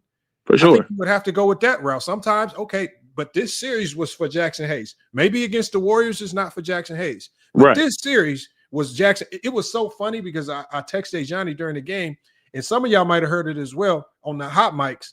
It was literally a dude on the front row yelling at the Lakers bench the whole time, put Jackson Hayes in. Put Jackson Hayes in. And he said it, Lakers go down 5. He kept yelling it, Lakers go down 10. This motherfucker was yelling it the whole goddamn game. And they did not put him in, man. So I mean, I thought this. I mean, I don't think I really don't think, especially the defensive scheme. I don't think that's necessarily on JJ. I think he was trying something only because they couldn't stay in front of nobody. You know, when they just mismatch hunting and they cooking Reeves on a continuous basis, when they cooking Luka on a continuous basis, when it was really nobody. And like they said, LeBron being the best defender is diabolical, right? At this stage in his career. So anytime Ant-Man was isolated at the top of the key, you got to send doubles, and that just allows all these dudes to get off. Cannot send double. That's a flaw. That's the problem. The beauty of the reason why you put Ant-Man at the top of the key, because you cannot trap the top of the key. It's literally the hardest place. But they still was doing it. I know, and that's what I'm saying. That's why they was getting all them open shots too. I'm saying they had to, because Ant-Man is tearing up that one-on-one. You can't. It don't matter. But it don't matter. You do not trap on a basketball court is the top of the key. You do not trap there because it opens. Because the one thing the Lakers can withstand. Okay, Ant-Man, get your 40. But what was killing the Lakers was Nas Reed going off, McDaniels going off, Julius Randle going off, and all the others going off. You can withstand Ant-Man getting his buckets. You cannot withstand Ant-Man getting his buckets and everybody else around him getting theirs too.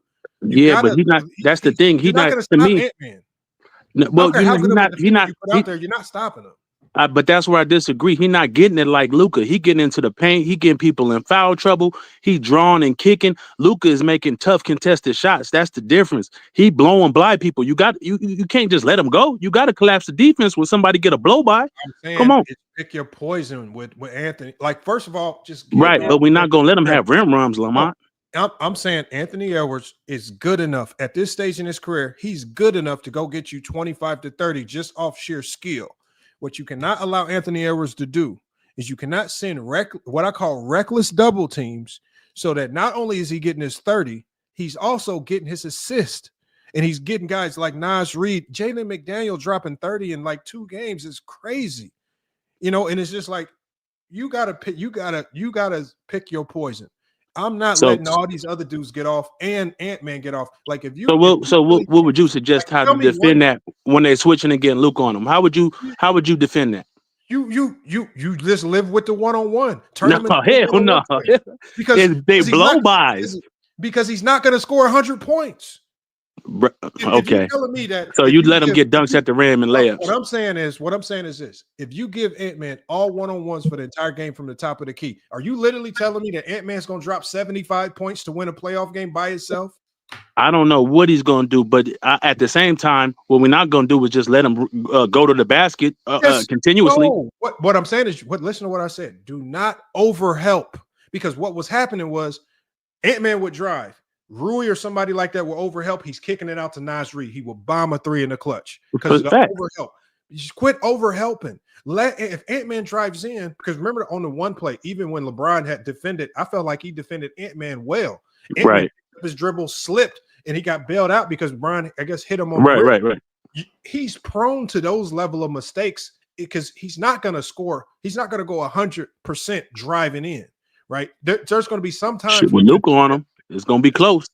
There's going to be some times where your defense holds it down. We've never seen a game like I just think they overhelped. And you had too many guys making shots that normally don't bomb you like that. And I agree with all that, but at the end of the day, to me, the Lakers we knew they was going to have a problem defensively. We knew they was going to get off, but you see those numbers that the Timberwolves put up weren't, astronomical 130s, 120s. We operate mostly in the 110s or even less than that in some games. But the problem to me was the offense. The offense was horrible, bro. In the fourth quarters, they looked passive. They looked like nobody wanted the ball. It was just an ugly series for the Lakers, man. At the end of the day, period. Hey, Johnny been telling y'all this for the last 3 weeks, and y'all been laughing at him. Hey, Johnny been yelling out for the last 3 weeks. It ain't the offense. Defense it's going to be our offense that's going to be our demise. He the only one been very consistent with that. He said it throughout this whole, after every game of this series, he kept saying, it ain't the defense, y'all, it's the offense. It ain't the defense, it's the offense. And then all of a sudden when they lose, y'all come to that realization. But it's both though. If Luka ain't gonna be dynamic on offense, it's tough to watch. If he's not gonna be dynamic on offense and create for other players and while getting his 30 or whatever he getting, you know what I'm saying? If you're not going to be able to create offense for these guys, if Austin Reeves is going to get locked up by Mike Conley, there's really no path to victory, brother. What do you mean? Okay. Hold on. Hold on. Say that again. Austin Reeves, in his match, I saw Mike Conley stand in front of this dude, locking him up. Austin Reeves had 6 turnovers last game. It seemed like every time he put the ball on the floor, it was a missed shot or a turnover. So, are you saying that Mike Conley created all of that? Of course not. I'm not saying that. I'm just saying in those one-on-one matchups with Mike Conley. I literally only saw 2 one-on-one matchups that Mike Conley won versus Austin Reeves. Oh, you got to watch again then, brother. I did watch the whole series. It was there was one in game 4. There was one playing game 5. Outside of that, Mike Conley was not playing this early. It was guys like Jaden McDaniel. It was the more physical players. Who was Mike Conley guarding? Problems, man. Achilles too. They was actually targeting Mike Conley. He was not fucking no threat out there, man. Yeah, Mike Conley was a mismatch out there. Oh no, I'm not on Austin Reeves. I got to watch again then maybe. I got to watch again then because I didn't see Austin Reeves cooking nobody. Y'all take the 2 turnovers that he forced, the one in game 4 and the one in game 5, and y'all make it seem like Mike Conley out here playing like young Tony Allen and shit. Nobody said that. There you go with the bullshit. Watch the buckets that Reeves was scoring in the series. You go with the bullshit. I don't know what other plays y'all talking about. Reeves play horrible. I'm talking about him standing in front of him. I didn't say he caused turnover. I'm talking about him staying in front of him and causing him to give up the ball. Was playing physical with him. Yes, I'm not. It didn't have to end in a turnover. I'm talking about him not being able to get past them and create or score buckets. That's what I'm talking about. He don't have to get past him. He can just shoot over him, bump him with his shoulder, and shoot over him. When that fourth quarter, that's not what we saw, brother.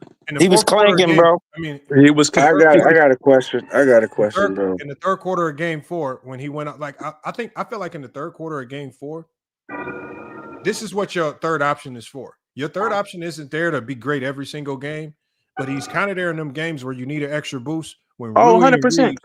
When Rudy and Reeves bailed the Lakers out in that third, got him a big lead going into the fourth.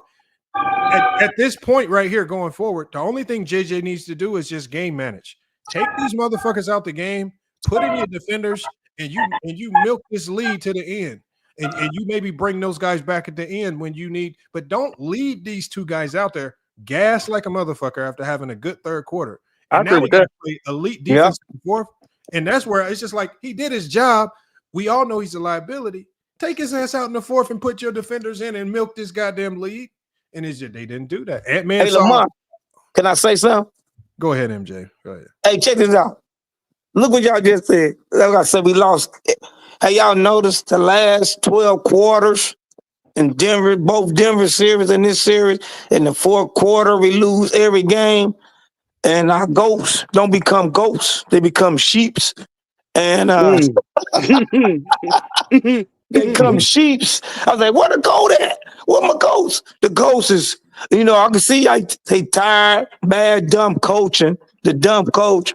I'm like, this guy pissed me off. But let's get back to that game 4. 128 left. Your boy hit that 3, we up by 2. Before I go, and you know what I'm about to say, Lamont. Then I go to the next game. I see Golden State. At the beginning of the fourth. Wait, look. We Well, about 113 when it left, 128 left. They called timeout Minnesota. Okay, I'm telling my friend, okay, he finna put Vandy in, take Luka and Reeves out, and put the 2 defensive guys in, and then we get a stop. Then you put them back in.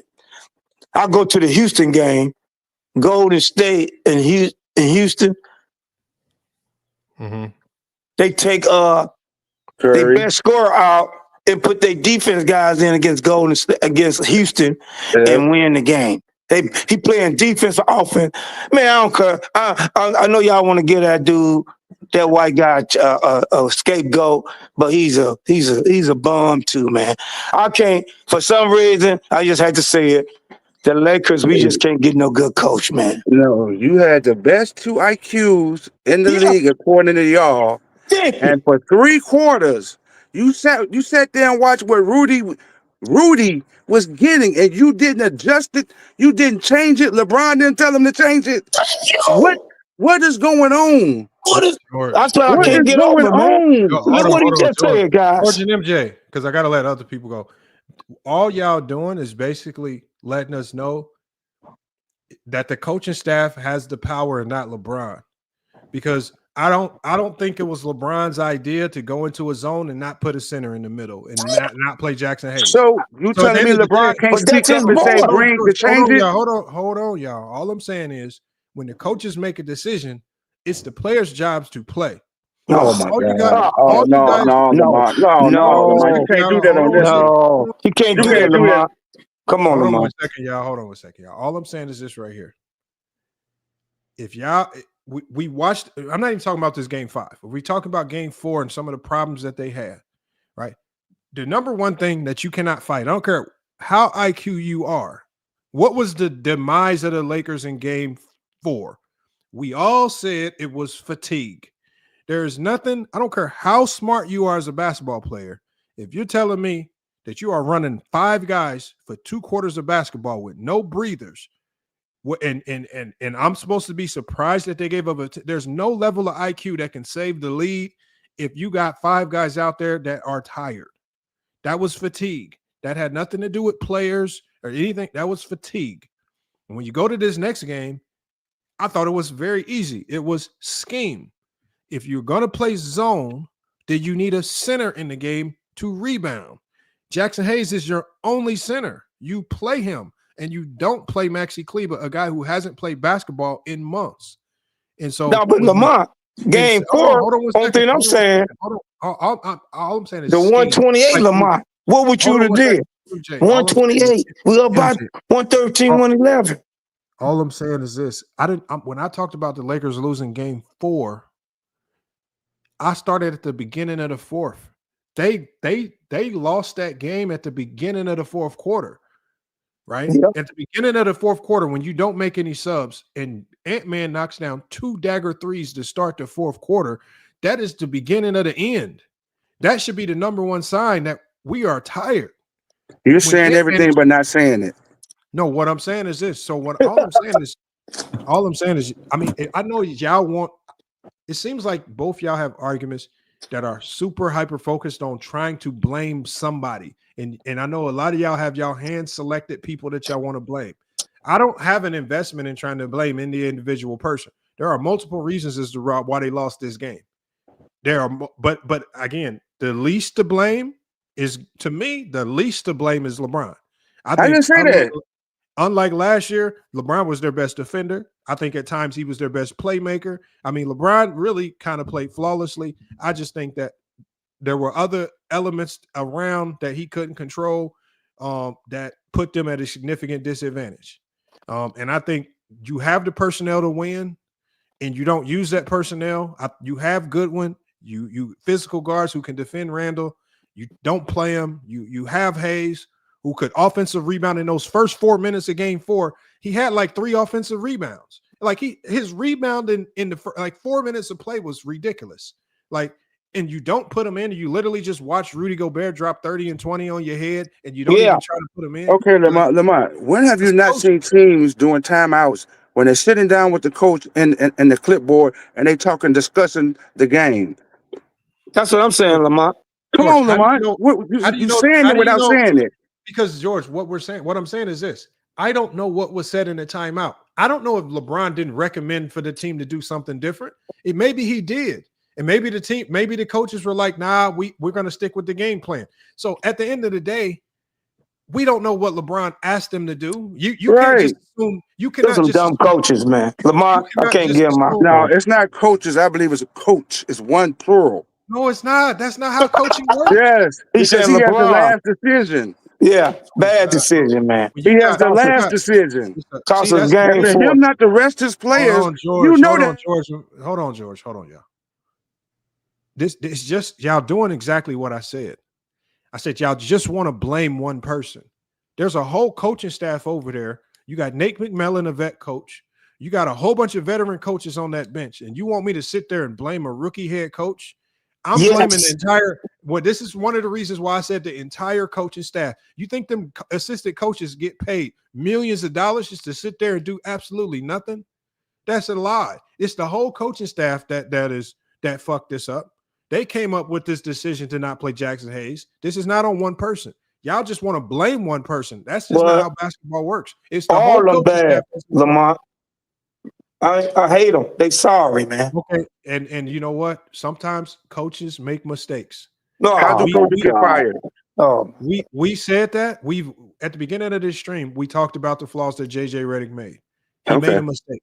Darvin Scam, I coached him then. Darvin Scam, I coached the white Jesus. Hold on.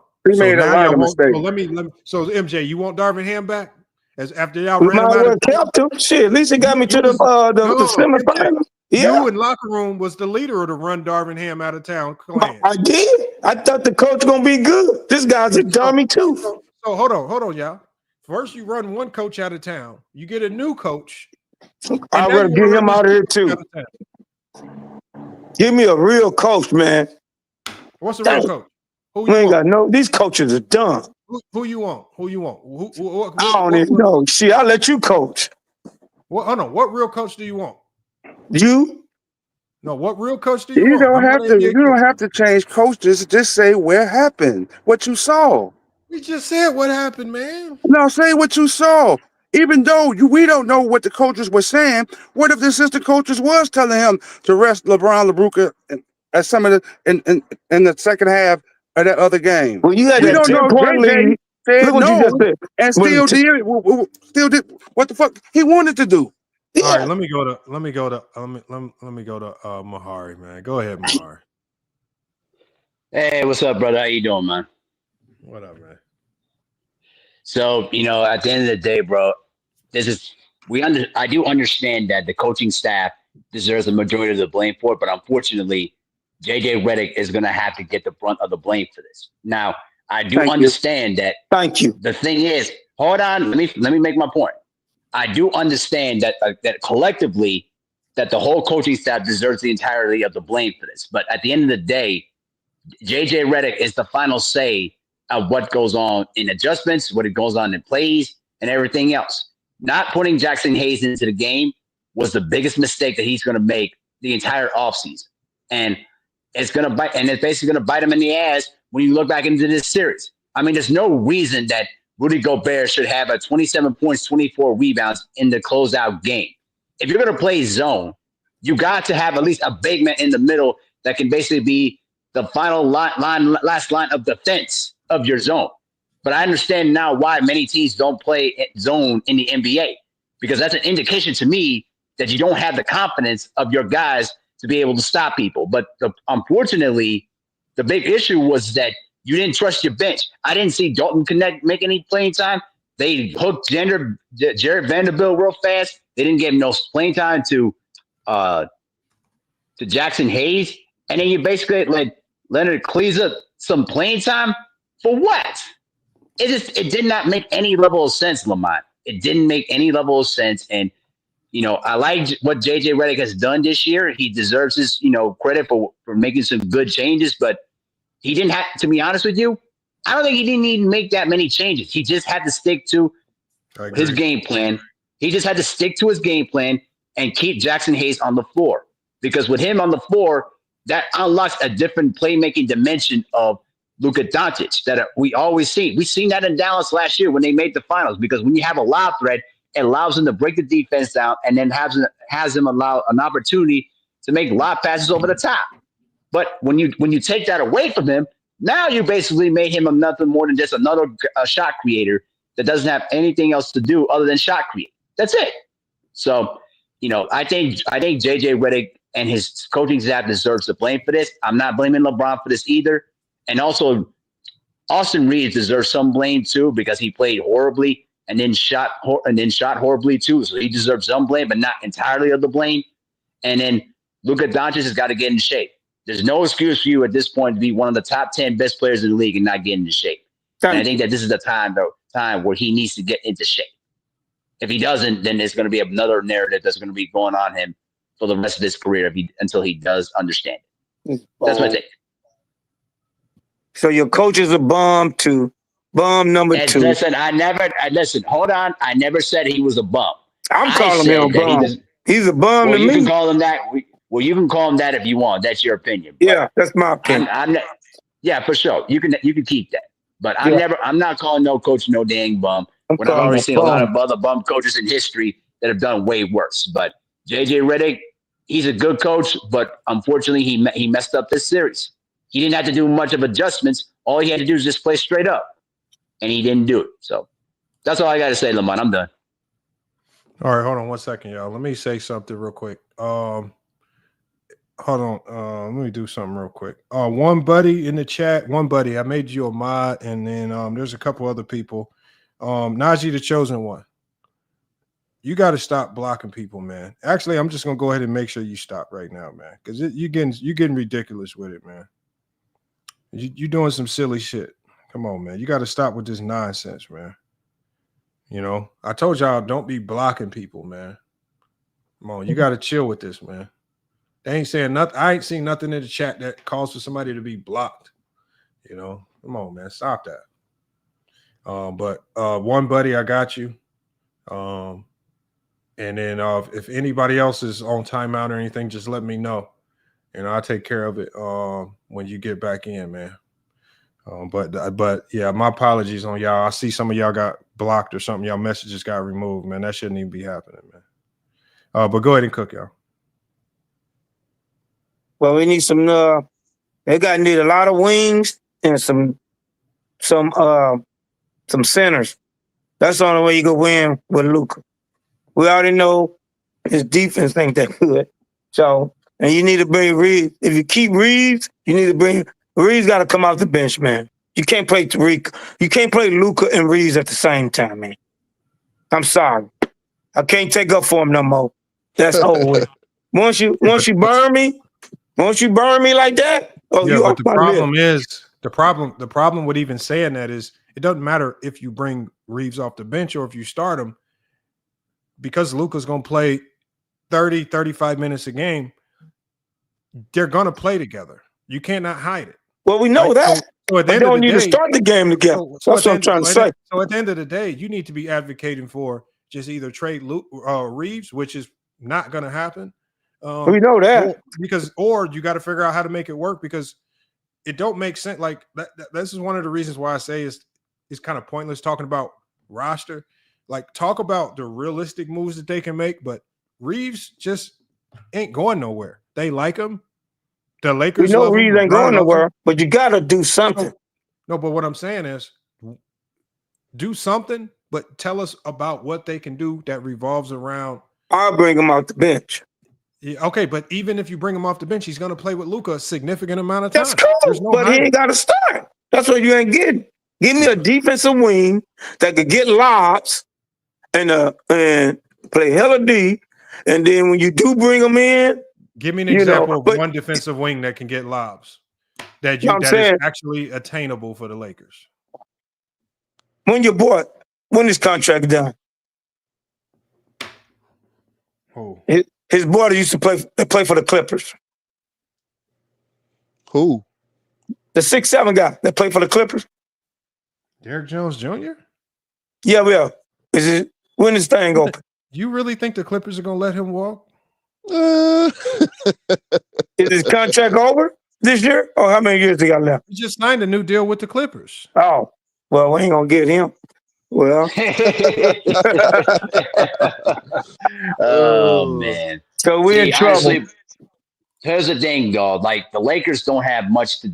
I don't think that there's anything they can do to make any significant changes to the roster. I think that what has to happen is that JJ Redick's gonna have to look at the tape and learn his lesson from his first playoff experience. That's all the thing you can do at this point. It's not like it's the Milwaukee Bucks where they're basically in solid cap hell where they can't really make any other moves other than trading Giannis Antetokounmpo and get draft picks.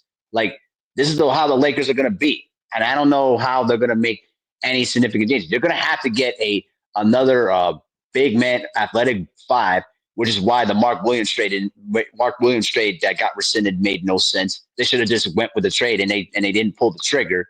And you know what I said, Lamont, too? You know what I said, Lamont?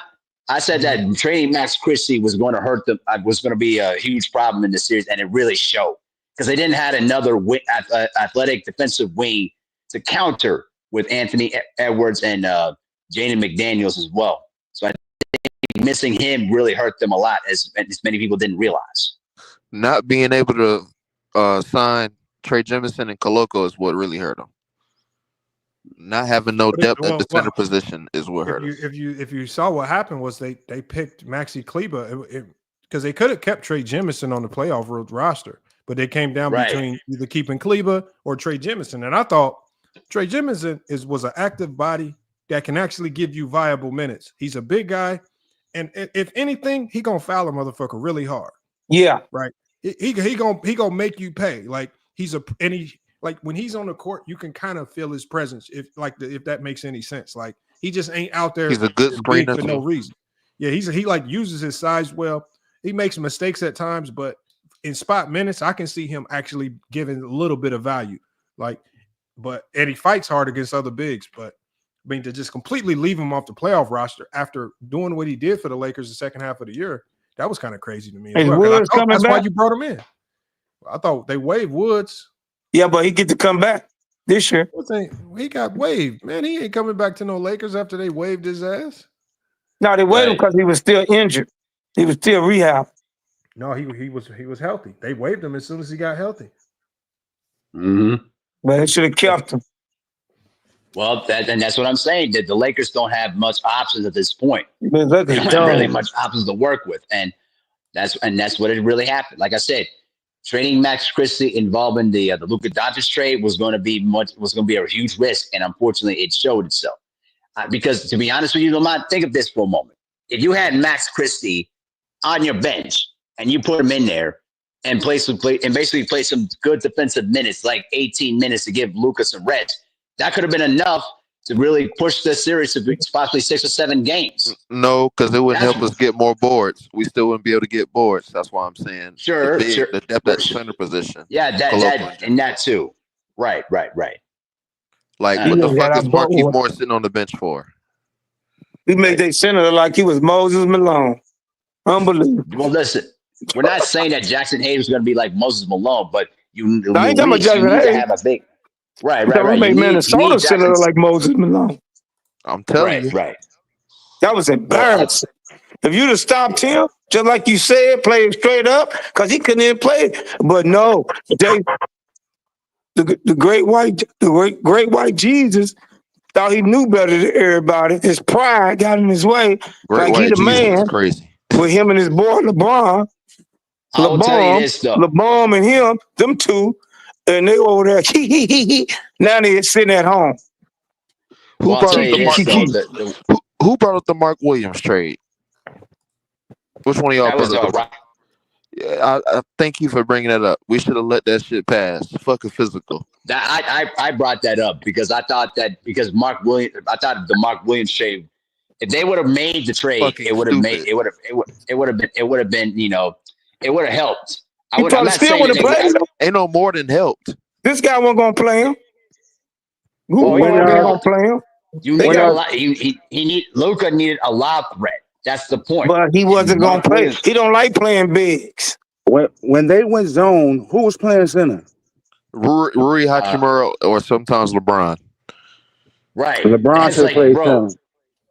What? They- No, And LeBron's not a center. he was still getting dunked on. No, because LeBron was physical enough to keep Rudy off the boards and Bro, not be he's able to get not a those And it dude. didn't points. He's help. only It six. didn't He's help. only 6'8", 6'9". He's not a It center. You doesn't need matter. Jackson Hayes in the Rudy middle. was Doesn't still you, reaching Doesn't up you in make the have paint. other sense. guys that 6'9", 6'10" playing centers.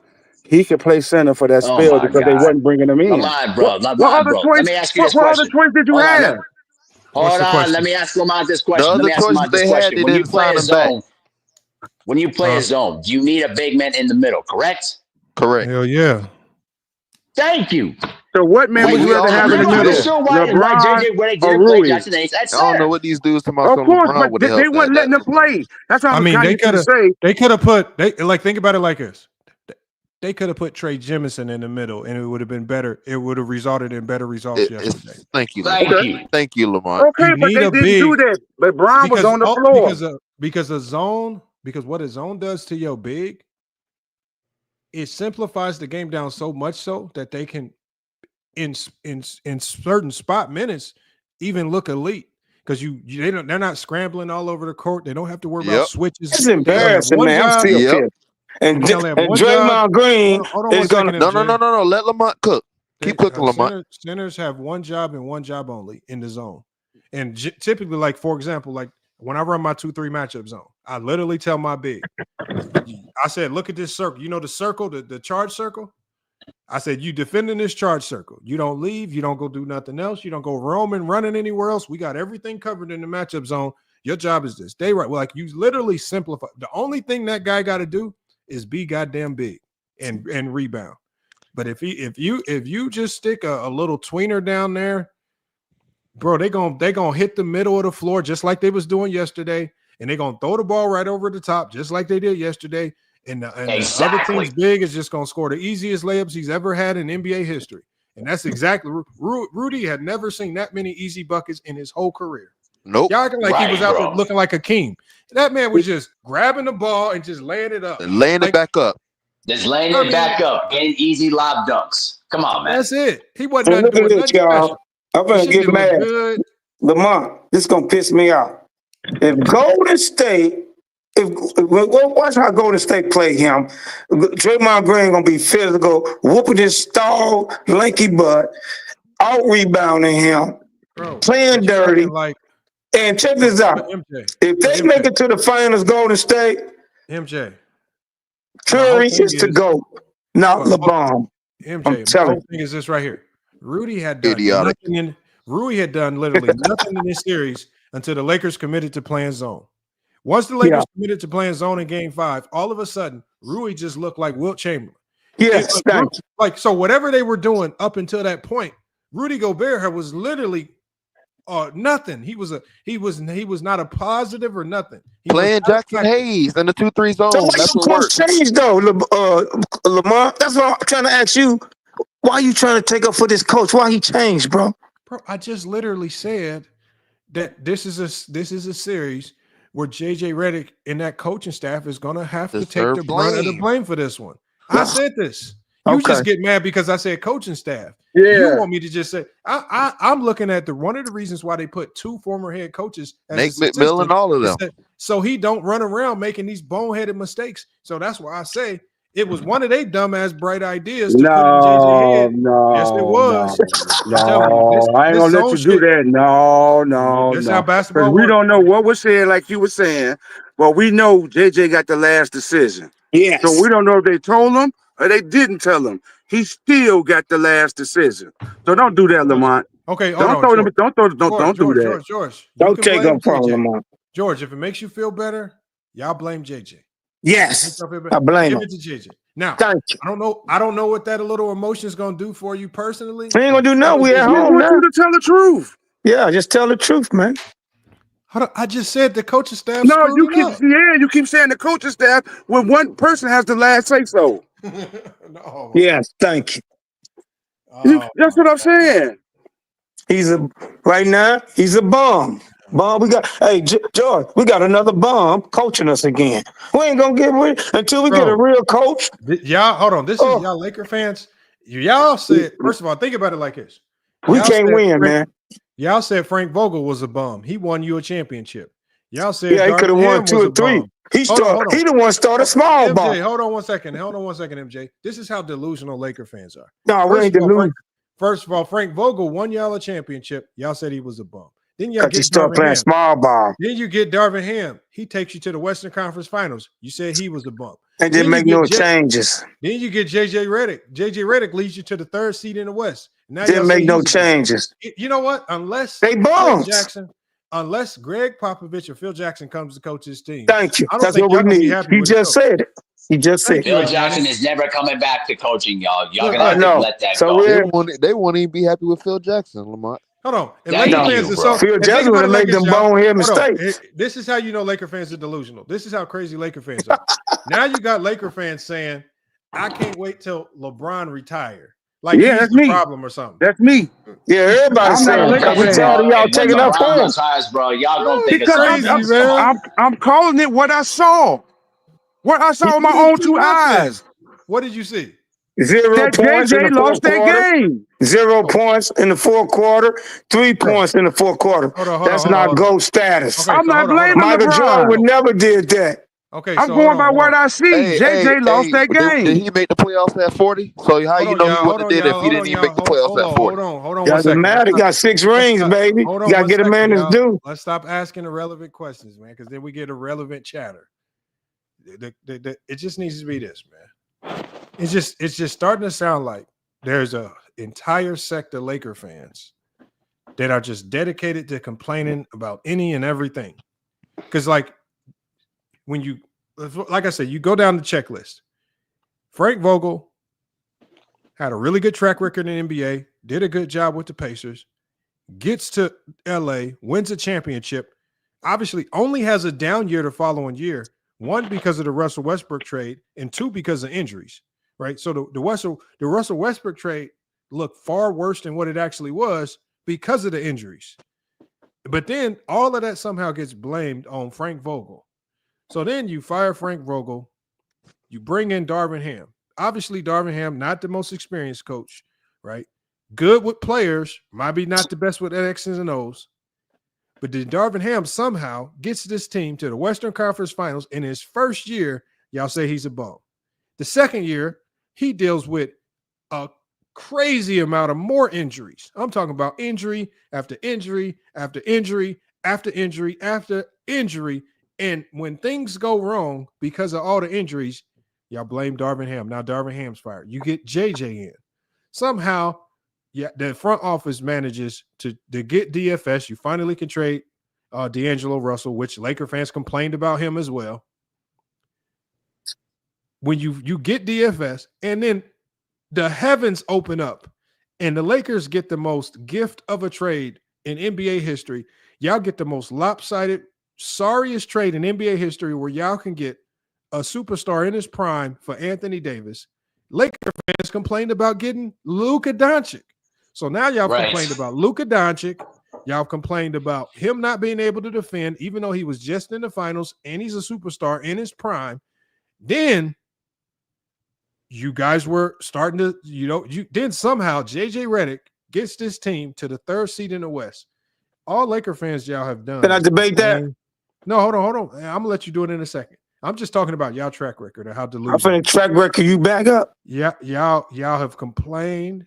Y'all have complained. Like any other team, like I don't know any other team in the NBA right now that would cry and complain if your team was able to trade for Luka Doncic and y'all somehow maybe lost because you weren't able to put the pieces together in time before the playoffs started. Like so many fan bases would be.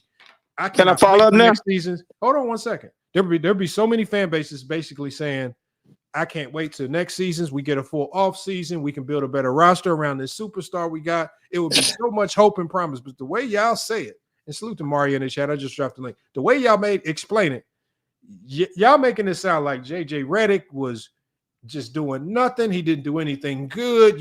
When you talk about Austin Reeves, who everybody in the league, when they talk about Austin Reeves, they talk about what? I mean, this guy's game. This guy has turned into a player that nobody thought he could be. Right? He's literally turned into one of the best third options in the league. But what do y'all say? Y'all cry and complain. He can't defend. He can't do, as if he hasn't saved y'all time after time after time again in regular season games, as he hasn't dropped 40-point games, like he hasn't really come through and do nothing for y'all. And now, can I cook you now? Hold on, Can let I me go? go to Mario real quick. Hold on, Mario hasn't pulled up in a while. Let's get to Mario. What's good, Yeah, Mario? what's good, Lamar? It has been a while since I've been on this platform. What's up, everybody in the chat and on stage? What's happening, Mario? How you doing? What's up? About this, Anthony Edwards is really becoming the face of the league. Even though he doesn't want to be the face of the league, he's slowly becoming exactly that. I mean, last year he took off Kevin Durant. He took off Nikola Jokic. This year he's taken off LeBron James and Luka, and he could potentially take out SGA or Steph Curry. This is just like what we're seeing. And then for my thing is, I hate Laker fans because do I think LeBron James at this age should have had to carry this team? Do I think he should have been the best defensive player on this team? No, but when y'all sit there and push LeBron James, I feel like this whole series humbled y'all. It humbled LeBron fans. He's no longer that player that we saw like 2-3 years ago. He's not that at all anymore. And we just have to realize that. And I don't like the fact that a lot of people are blaming Luka.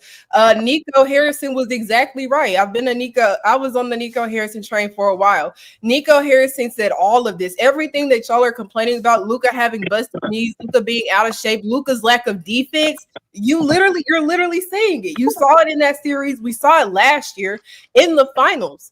He is the worst defender we have ever seen. It's crazy. That's all I want to say for now. But yeah, Lamar, you can go ahead. Okay. Can I go now, Lamar? You know, my biggest thing was, I think when Luka got traded to the Lakers, at least from what I saw from most LeBron fans and Laker fans, they were basically had a sigh of relief. They were basically saying, "Thank God, LeBron don't have to be the number one no more." Because the biggest question that arose when Luka got there was, the haters started saying LeBron can't play off ball. So LeBron immediately turned into a number two option. I think, and the funny thing about it is, from my vantage point, the LeBron fans were more accepting of that than I thought they would be. They accepted the fact that LeBron, it was so crazy that I even did a live stream saying that LeBron might be the best number two option in NBA history, just to piss him off. And Come on, can I come? Hold on 1 second, MJ. Because you gotta let me go, bro. Come on, man. Let me get it out. MJ, you gotta hold on. I'm gonna let you go. I'm just responding to Mario. So what I'm saying is, I thought the LeBron fans did the opposite of what you said. I think when AD was there, Bron had to do everything. He had to facilitate the AD. He had to score, and he still had to also defend at a high level. AD's gone now. You got another facilitator in. Now you give a lot of responsibility to Luka. Now LeBron can get the rest, and I think that's one of the reasons why he looked so good the second half of the year after the trade, because he could do less. So I think it's kind of the opposite. I didn't really see LeBron fans basically pushing him as the one option.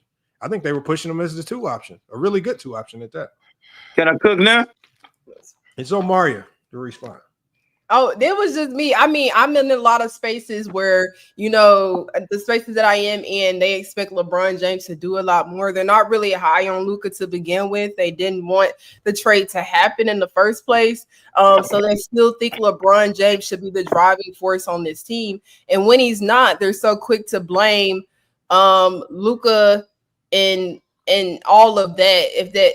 For everything that basically has went wrong with the Los Angeles Lakers, they're just quick to blame Luka and not talk about the LeBron's faults at all, especially in this series, the last two games, him not showing up in the fourth quarter and things like that.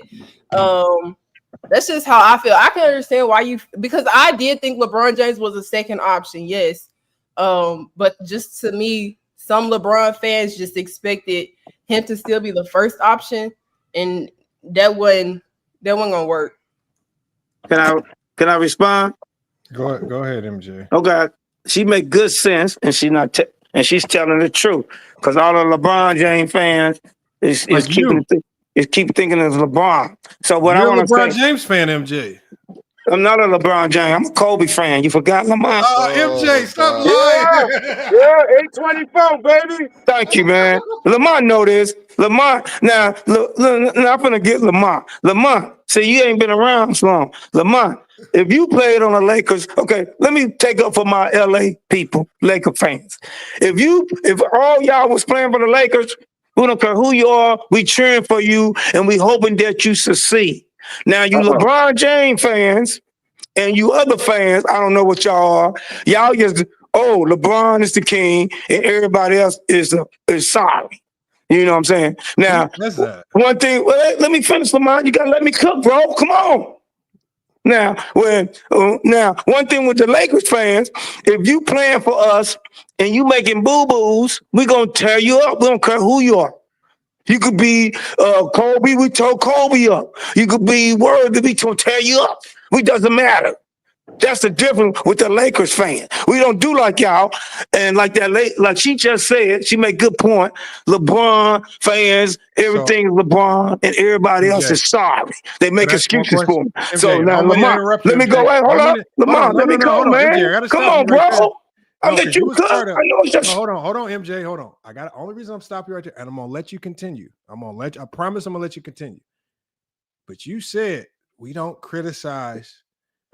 I specifically remember, MJ, last year when the Denver Nuggets beat the Los Angeles Lakers. I came out and heavily criticized LeBron James because I thought it was energy, bad body language, and a whole bunch of things that he was doing that brought the team down. And MJ, you and your compadre, the locker room, proceeded to try to give me 1,000,001 reasons as to why it wasn't LeBron's fault. Because remember, you just said y'all cook anybody that make mistakes. The one that made the most mistakes last year was LeBron. And all y'all did was try to cover up and make up for the mistakes. Now, I felt like I was the only one to call it out. Come on, Lamont. You was out. Hold on, MJ. I'm just saying, vivid. You're not making the true facts, Lamont. Hold on, MJ. I vividly remember you in the locker room.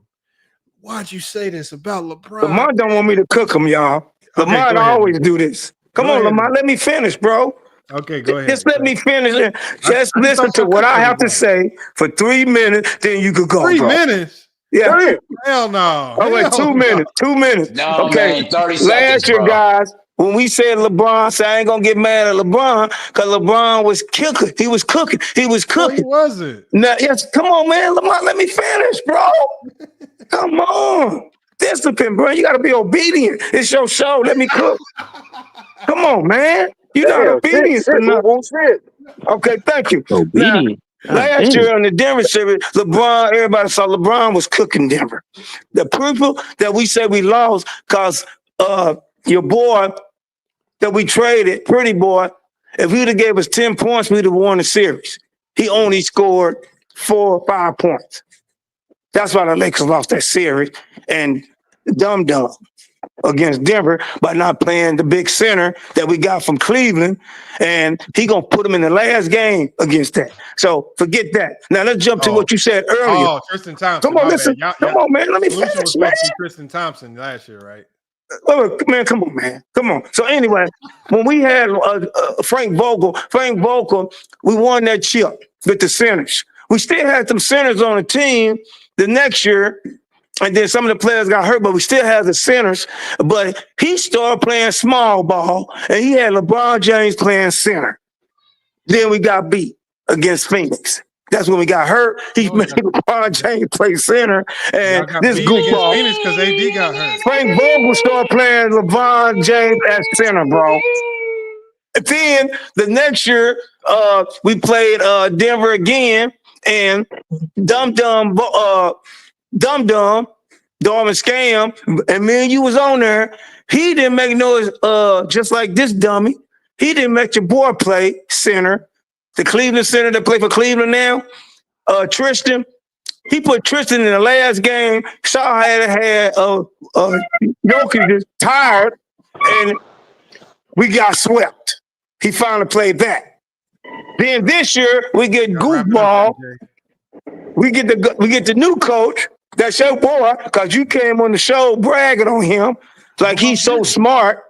When did I He do got this? too much pride, Lamar. Your boy got too much pride.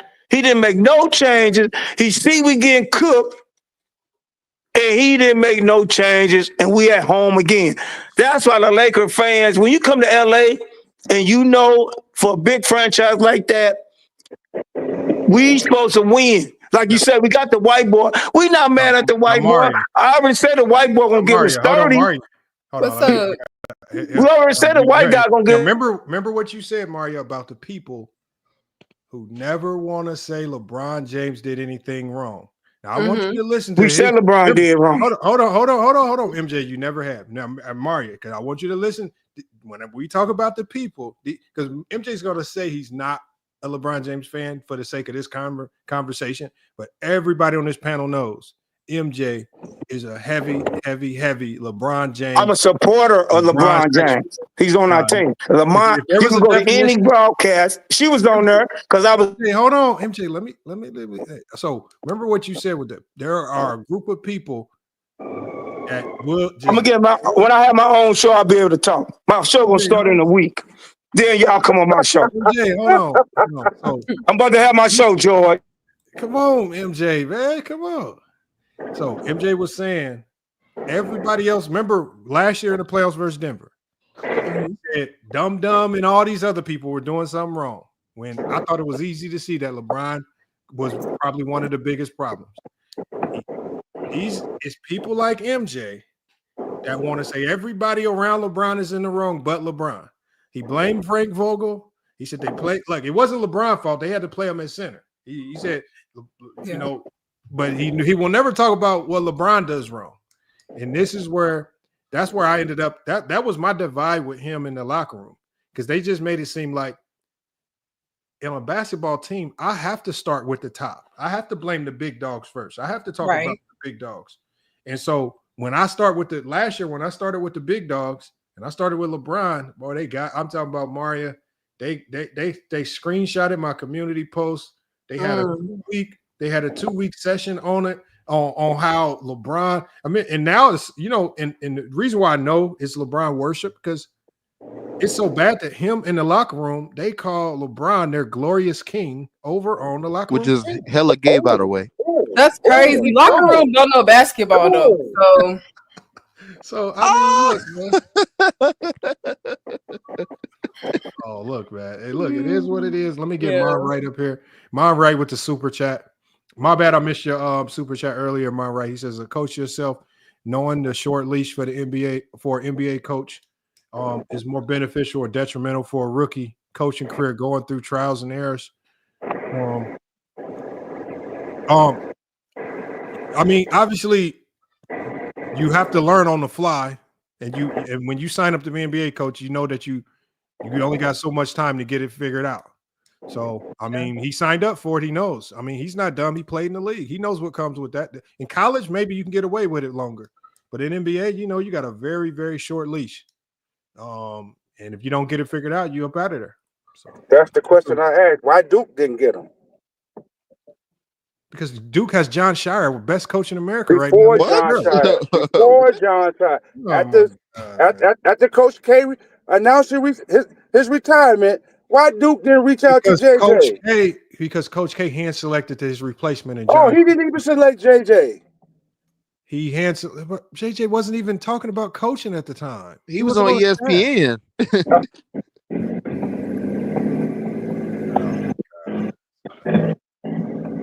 That is weird, bro. Go ahead, Lamont. All right, I just got a quick question. He's gonna be mad at me, man. He's gonna be mad. I understand the defensive scheme stuff a little bit, but I'm tripping on. To me, the scheme was semi-successful, right? You had the Timberwolves score 44 points in the second half. The Lakers' offense was the problem. They scored 16 points in the fourth quarter. I agree. They only scored 103 points for the game. When they were playing man-to-man coverage, besides that horrible game that the Timberwolves played in game 2, I think it was, they were scoring 117, 116, 116. The adjustment worked. Huh? No. So why are we sitting up here blaming the defensive scheme that held them to fewer points and 44 points in the second half? But Tyson, they weren't running zone the way they were running it in Game 5. They weren't running that. When you watch, I said they switched. They made an adjustment. No, so you watch Game 4, the way they used the zone, they only used the zone like coming out of timeouts in like spot possessions. They didn't. And how many points did they score that game, Lamont? Listen to what I'm saying, my guy. They didn't commit to it for long stretches of time. I feel like Game 4 was one of their better games. Like Game 4 was a game they should have won. They had control of the game going into the fourth, right? They had a 10-point lead, but again, they would like when you don't put. This is when you put your defensive guys in. This is when you go to your defensive unit when you're up 10 to start the fourth. And when you I get all that, but I'm not talking about that game, Lamont. I'm talking specifically about Game 5 when they only scored when they made Ant-Man. No, because the scheme is obvious. If you're going to commit to zone long term, you better have a center in there long term as well. I don't care what team you are. This team, whatever they do it in Game 5, this was not the defensive change that they had made in Games 2, 3, 4, and 4. This was I didn't say that. Okay, whatever they're doing in Game 5, it worked. The only thing a zone does is slow the game down to a certain degree. So just by looking at the lower score doesn't mean it was being effective because they were getting killed. They were making them miss shots, but they couldn't rebound. So if you're looking at it early in that game, there were multiple possessions in the first quarter where Minnesota got like 5 shots up because they kept getting the offensive rebound. So even if they miss those shots, how effective is your zone if you're giving them 5 shots to score on every possession? I understand that, but what I'm saying is, don't let the numbers deceive you. Just because they scored less, they got a shit ton of offensive rebounds. They did. Rebounded them by a large margin. They got everything that once they slowed down and stopped hitting themselves with self-inflicted wounds playing fast, they started picking them apart in the zone by just allowing Rudy and just allowing the offense to develop, and they just picked them apart by hitting Rudy right at the rim or just driving and letting him rebound. But what I'm anything special.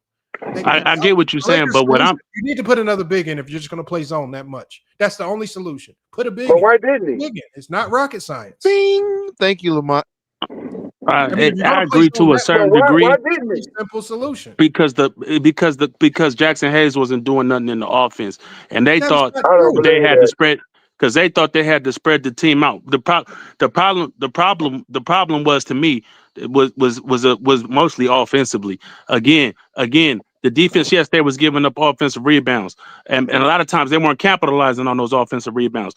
And I think in the first half they said they only scored like 4 points off all of those offensive rebounds. I thought they did a good job containing Ant-Man and not letting him get off, not letting the 3-point shooters get off. Yeah, but you got to give up something. Is my point. You had to give up something in this series when you can't stop Ant-Man and Randall in isolation.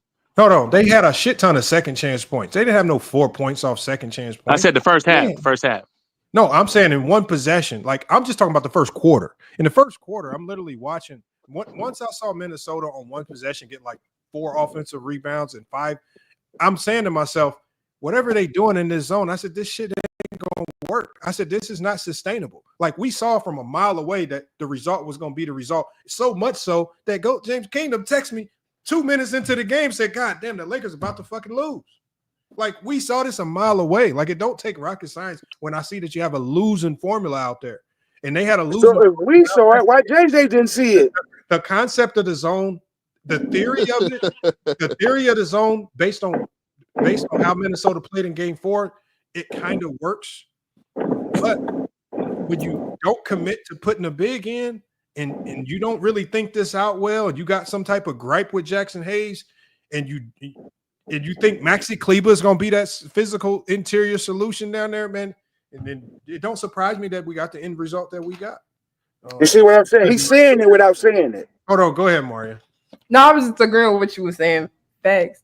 I also want to say locker room don't know basketball. I had to put it We out. all know that. Facts. The locker room 100% don't know facts. basketball. Forget the locker room. That's why it's team loss. Said he's 6'2", said he can hoop. Yeah. 6'2" hooping, man. We all know locker room is 4-2. We all know this. We all know the locker Low room. made him take down his channel. The motel room is definitely 4-2, not 5-2. So let's get that straight. Oh man, Hey, Johnny, what you got on this? I know you didn't really want to speak on this, man. You're gonna have a lot of people coming at your neck. Well, no. I just wanted to address the idea of LeBron fans again. Yes, LeBron fans don't call LeBron James my glorious king. That's weird stuff that happens. That's just weird, niggas. Them ain't LeBron fans. That's the weird stuff that happens in the motel room. Definitely don't happen in GOAT I James just said Kingdom. my glorious king. Oh my God, this is wild. Definitely doesn't happen in GOAT James Kingdom. Here in GOAT James Kingdom, LeBron James is known as GOAT James. That's what we call him. That's what he's known as. We don't call him. We don't Thank call you, him nothing Johnny. else. No, nothing more than that. Secondly, I just wanted to address this idea of LeBron James and the trade for Luka Doncic. When LeBron fans found out we got Luka, majority of LeBron fans did not like that trade. It's not because they thought LeBron should be the head leader and Luka's going to take shine from him, because they thought Anthony Davis was the best combination for LeBron. But at the end of the day, the real reason that the other LeBron fans chose Luka and was happy about the Luka trade was because now, like Lamont said, LeBron can rest. He can play off the ball. I went on PC and told them that both Luka and LeBron can play off the ball, and they were over here talking nonsense because over there they don't talk basketball neither. They just troll as well. But at the end of the day, the Lakers lost due to a bad coaching strategy. Obviously, none of y'all saw the Minnesota Timberwolves coming. I ain't never heard none of y'all say nothing about the Minnesota Timberwolves all season long. So don't come here telling me that you knew anything about Minnesota, what Minnesota can do. Ant-Man scored 15 points last night, shot 5 of 18, had a horrible game shooting, but y'all gonna claim he carried his team when he had 2 players scored 30 points for him, and we had, obviously we know how good Rudy Gobert is. Either way, But he did other things though, didn't he? They had the double team, man. Johnny, stop that, bro. No, he did other things though, didn't he, Johnny? They go with, they had the double team. Again, y'all got They a lot did. That's why Rudy Gobert was doing what he was doing, because they was taking the ball out of Ant-Man's hands. Yeah. And 2007, LeBron wasn't double team, and 2015, LeBron What we wasn't talking double about team. 2007 for? 2018, LeBron. No, because y'all don't have that same context. Yeah. When it comes to LeBron supposedly choking, right? Because I guess what I'm telling y'all, I like LeBron, bro, but I'm just what are we going to 2007 for? First of all, Tyson, you one of the reasons why I'm up here, because you were calling me out earlier today. I was. I'm trolling, bro. Okay. I know you do. And Friday Night Exposure is going to be available for all of y'all. It's going to be 100 men versus one gorilla. What we watching? I'm trolling, it's going to be 100. It's going to be 100. You was saying the parade and all that, though. You got to eat that. You got to take that in. 100 men versus one gorilla. Friday Night Exposure. No, okay? wow. I have no content for tomorrow, but I will have the link available at 9:01. Y'all know I go live at 9 p.m. Eastern sharply. By 9:01, the link will be available. Man, they gonna be at your head, bro. 100 men. Keep it real. He keep 1, 2, 3, 10. Again, 100 men versus one gorilla. Hey. I hope to see y'all tomorrow, and hopefully you survive. They ain't coming barehanded. They coming with Uzis and all kind of stuff. It ain't gonna be no fair one, bro. That's fine. They coming with rocket launchers and RPGs. I got Mother Nature on my side. He gonna bring up 2007 and all 2011 and everything else. He ain't gonna talk about what just happened. But I can tell y'all this. It's very easy for y'all to say who's not going to win the NBA championship, but none of y'all tell us who will win the NBA championship. And lastly, I'm going to leave it at this, man. At the end of the day, if LeBron would have won this series, y'all would have said Luka was why they won. So it's very easy for y'all to say when they lose, it's on LeBron. But that's Zesty Jeffrey material for you. I'm A. Johnny the Exposer. I'm up out of here. Peace and blessings. That's what you doing. The Celtics. That's just what you doing. No, that's not what I'm doing. That's not what I'm doing. That's not what I'm doing. When have you ever seen me? When have you seen me? Who's my favorite player of all time? Yeah. Dwayne Wade. Okay. There you go. See? Okay. Who's your favorite player of all time? Kobe. And that's why you're not a Laker fan. And that's why you're not a Laker fan. Peace and blessings. I'm a Kobe fan. What? I'm a Laker fan too. I like Kobe. Magic cold-blooded, but I'm just saying I like Kobe. What kind of sister that make? None. They got the Lakers got all type of players that people like. They like Magic. They like Worthy, Kareem. So I like Kobe. So ain't no big deal.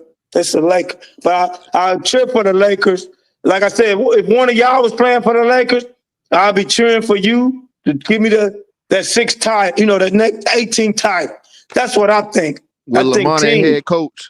Oh, I hate that head coach. Oh my I God. said with Hey, hold Lamar on. head Hey, coach. hey, Oh, you said LeBron the head MJ coach? and George. MJ and George. Hey, that Johnny might be sent me our this. downfall. Hey, Johnny You might sent me be. this. He said this what he gonna do to y'all tomorrow, man. That is scary. Oh I man. might have my sister with my show because I got a lot of women that MJ, what's follow the name of me. your show? What's the name of your show? No, Lord. Hey, it's the women too, man. Got to let the women talk. MJ, what's the name of your show, man? It's called MJ. The truth will set you free. So if you come on that line, you're gonna get The name kicked of your out. channel? The truth will set you free. What's the name of your Tell channel? the truth, brother. Don't lie. What's the name of So your channel? if your favorite player stunk up the show, then tell the truth. Don't try to kiss butt, just like this young lady say. What's the If name? my player mess a boo boo, he boo boo. What's the name of the channel? Oh, it's gonna start out MJ. Because everybody know me by MJ, so I'm gonna let you know. I'm just getting it all set up. I should have been and did this, but So you about to have a show in a couple of days, and you don't even got a channel name. I got my computer, man. Come on, It take 10 minutes to make a channel. Come on, Lamar, cut the brother some slack, man. Lamar don't take that long.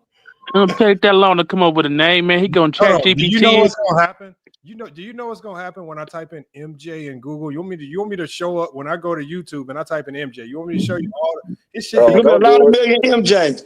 He gonna be ranked like a 45,000. Man. I'm gonna jump up to number one. He gonna I'm come up telling with the something truth. clever, man. Watch him. You gotta add something to the MJ. Hey, George, all of them gonna come because I'm gonna let them tell the truth. I ain't gonna cut them out like y'all be doing. Y'all Hey, don't let y'all, these guys come on here and tell the truth. Then y'all let me cut their watch mic off because they telling the truth. That mean they cooking you. I'm gonna let them cook. When you come on my Hey, show, y'all. you get to cook. Hey, Mario, you've heard MJ talk. Give me some attributes for MJ because we need ChatGPT to come up with a channel. Yeah, name. hook him up. Hey, Lamar. Hey, Wait a minute. Ask Mario, where's the Western Hook crew at? Oh, They hold sent on, what client George. too? George, hold on, Mario. What's the first attribute we should give to MJ, man? I was gonna say he's loud. He's very loud. His attributes are he is I ain't gonna be loud, sis. I'm talking loud because Lamont always cut me off. hell. Okay, hold on. Hold on. The first attribute is he's loud as hell. Okay, hold on. Let me go to who else? Who else is on here? Tyson. Give me an attribute for MJ, man. Stay capping. Stay capping. Okay. Give me some other attributes for George. I mean for MJ, for MJ's channel name. Olo, what you got? Comical. Make it fun. Comical, good one. Yeah, Put in comical. there Kobe fan. A Kobe fan. Kobe fan. LeBron Glazer. No LeBron. LeBron is this glorious king. I've never heard him glaze LeBron. Thank you, I sis. thought he went at I thought him and locker room had beef for them. He not glazing LeBron. Yeah, we did. Because I'm not a LeBron fan. He know that. I'm a Kobe fan. Which makes him a LeBron Glazer. Get it? No. He has She'll a beef tell with you. the locker room. Hold on, beef with the locker room. I'm cool with everybody. Ain't no beef. I'll be going on there. But I'm not Don't a he play that LeBron little fan. sound bite with you? I didn't know that was you till now because the voice sound. He play that little sound bite all the time. Yeah. You know. His name, the locker room. He Okay, talking about you right now. Right now. Is this all the attributes we got for him? And you forgot the main one. Fake LeBron fan. Lamont. Tell the truth. Don't lie. And he claims he wants everyone to tell the truth about the Lakers. All right, let's see what channel. All right, so hold on, George. We got some Cap room. Cap room confessions. Great, nice. Nice. Funny. Loud and wrong is crazy. We got MJ No Chill TV. Okay. Fake Live Fan Network, FBFN. Loud and wrong. The Kobe Capper. Capping Court Chronicles and the Motel Truths podcast, man. Jab it. This is Motel. Hey, Lamar. Hey, Lamar. Check this out. You should have seen me the other day. So me and my boys in Cali, and we was going at the locker room, and we told his boy to go over his king because he choked every 3 quarters, 0-0 on 3 points. And then we started debating between him and Kobe. And I said, man, you ain't gonna win that battle against all the LA fans. They gonna pick Kobe over LeBron. MJ, He didn't like that. I like Loud and Wrong or Cap Room Confessions. Yeah, I was going to say Loud and Wrong. Loud and Wrong or Cap Room I Confessions. like that though. Cap Room Confession. Oh, that's tight. Cap Room Confessions it is, man. Cap Make sure Room y'all- Confessions. That's Make gold sure- right there. Hey, damn. Hey, I'm pulling up to Cap Room Confessions, man. I want to hear the cap. Oh, I might keep that. That might be the one, y'all. Cap Room Confession. Oh my God. Oh, See, I might have to use that. Oh, we. Don't forget it, man. Don't forget it, man. Yeah, hey, you go. Hey, Cap Room Confession. Hey, make sure, man. Damn, I gotta keep that. I gotta write that down. Cap Room Confession. 'Cause Loud MJ. I'm about to Loud start my MJ. Cowboy station. You know I'm a Cowboy fan. We're going to do Loud MJ. I'm a Cowboy for life, man. Oh, man. That's funny. Who's your All team? Cowboy fans allowed. I don't have a football team. Who? I don't have a football team. Oh, okay. All Cowboy fans allowed. They've been allowed since '94. We've been long Fact. for a And long LeBron time. fans, us LeBron fans just allowed though. But yeah, I gotta come back on your screen. Hold on. What'd you say, Mario? I gotta come back on your screen more. Lamar. I usually be coming, but I be in the comments. I don't be coming on stage. No, I'll be seeing you in the comments. No, it's fine. I'm just trying to be more consistent with the times I go live too. I'll be kind of too random. So no, I'm gonna start getting more consistent with it. Where your Yeah, buddies man, the at, season Marlon? over, ain't it? Where your buddies at? No, hell no. We got a lot of shit to go. Hey, that's me talking. You know where your buddies at?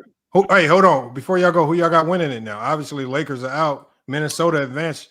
Oh, this next Oklahoma? series. Oklahoma? No, I want y'all to talk. I think the most interesting series is going to be Minnesota Golden State. Yeah. I'm going for Minnesota. That's a good series. No, George. Who you got winning? Because George, you profess to know it I'm all. not talking. How you saying that's me? George, I'm saying George. You always come up here talking about you told us and you Okay. told us the one. I'm still undecided on Cleveland, but I think Cleveland and Boston is going to be the best series that we're going to see. I'm just talking about this Golden State Minnesota. Who's gonna make it to the finals? Who you got in Golden State, Minnesota? Because I got Golden State beating Houston next game. Yeah, I got Golden State in that game. I mean, Golden State. I'm gonna take Minnesota, bro. I'm gonna go a little against the grain. I'm gonna take Minnesota. I think Minnesota. You know that, oh boy, Randall is the key to Minnesota winning. Yeah. He plays horribly versus Golden State. But I'm just saying he's the key. Because I believe he'll be able to bully Draymond. Bully Draymond? No, he ain't bullying Draymond. Okay. You know what? I You take watch that and back. see. Y'all right. I got Golden State. I take that back. You watch and see. You watch and see what Randall do to Draymond. No, y'all heard it the here other way first. around, bro. To me, it's McDaniels is more of an X factor. He got to hit shots. He got to hit shots in that series. Yeah, that's true. Something he won't do. Something He won't got to do. hit shots. Randall don't have to, but Randall got to hit shots too, though, and he did that this series. It's so hard to say. It's so hard to say how they're gonna be able to control Butler. I think they got the capability to control Butler, but is Butler gonna allow it? You know what I'm saying? So that to me, that's their X factor. How is Butler gonna play? How is Butler gonna be able to get off on that series in his matchup? He don't have to score a lot. He just gotta hit them key buckets. Hold on. So you're asking us how Butler is going? What has Butler typically done to teams he's played against? When he has a beef against your organization, you don't want to see no Jimmy Butler walking in the door. No, 100%. That's what I'm saying. How is Minnesota gonna respond to that? That tells me right there. I don't think they're gonna have an Wait answer. a minute. That's none of his old teammates or his old coach, is it? I said organizations. Oh, come Jimmy on, Butler. man. He's stretching. It's still to this day he has a beef with the Bulls, and he I'm about to say, man, they're gonna drum up that motivation, Lamont. Even perceived, unperceived, they're gonna find that motivation, especially Jimmy. That's what Minnesota did with LA. They Hey, Lamont, Lamont, can I ask you a question? Yeah, what's up? Lamont, that's this question. This to the panel. If Golden State beat Minnesota and then beat Oklahoma, will you say Curry is better than LeBron? Hell in no. clutch moments? What are you smoking crack? What? How does that make him better than LeBron? If he win the title, he got 5 titles. Because at the end of the day, if Golden State beats Minnesota, we all know that team is only beating Minnesota because of the addition of Jimmy Butler. Jimmy Butler is the team that really pushed that team over the edge, because before they got Jimmy Butler, they were almost looking at not even being in the playoffs. That's true. Like, but they still won a title when they beat Boston. Remember they beat Boston? Where's your credit for Jimmy Butler? Like if you need to be asking about where we gonna start ranking Jimmy, because he's the guy that's pushing this team over the top. Steph had this team with Steph. They looked like they was about to miss the playoffs at one point in time. And that don't lessen what Steph bring, no, Lamont. I made a bet with something. No, it doesn't negate what Steph brings. But if we talk about where this team just because you need another player to get over the hump, don't mean that lessens what Steph Curry what do. I'm saying is, when we talked about being the most impactful player, that don't make him the most impactful player. To me, Jimmy Butler's the most impactful player.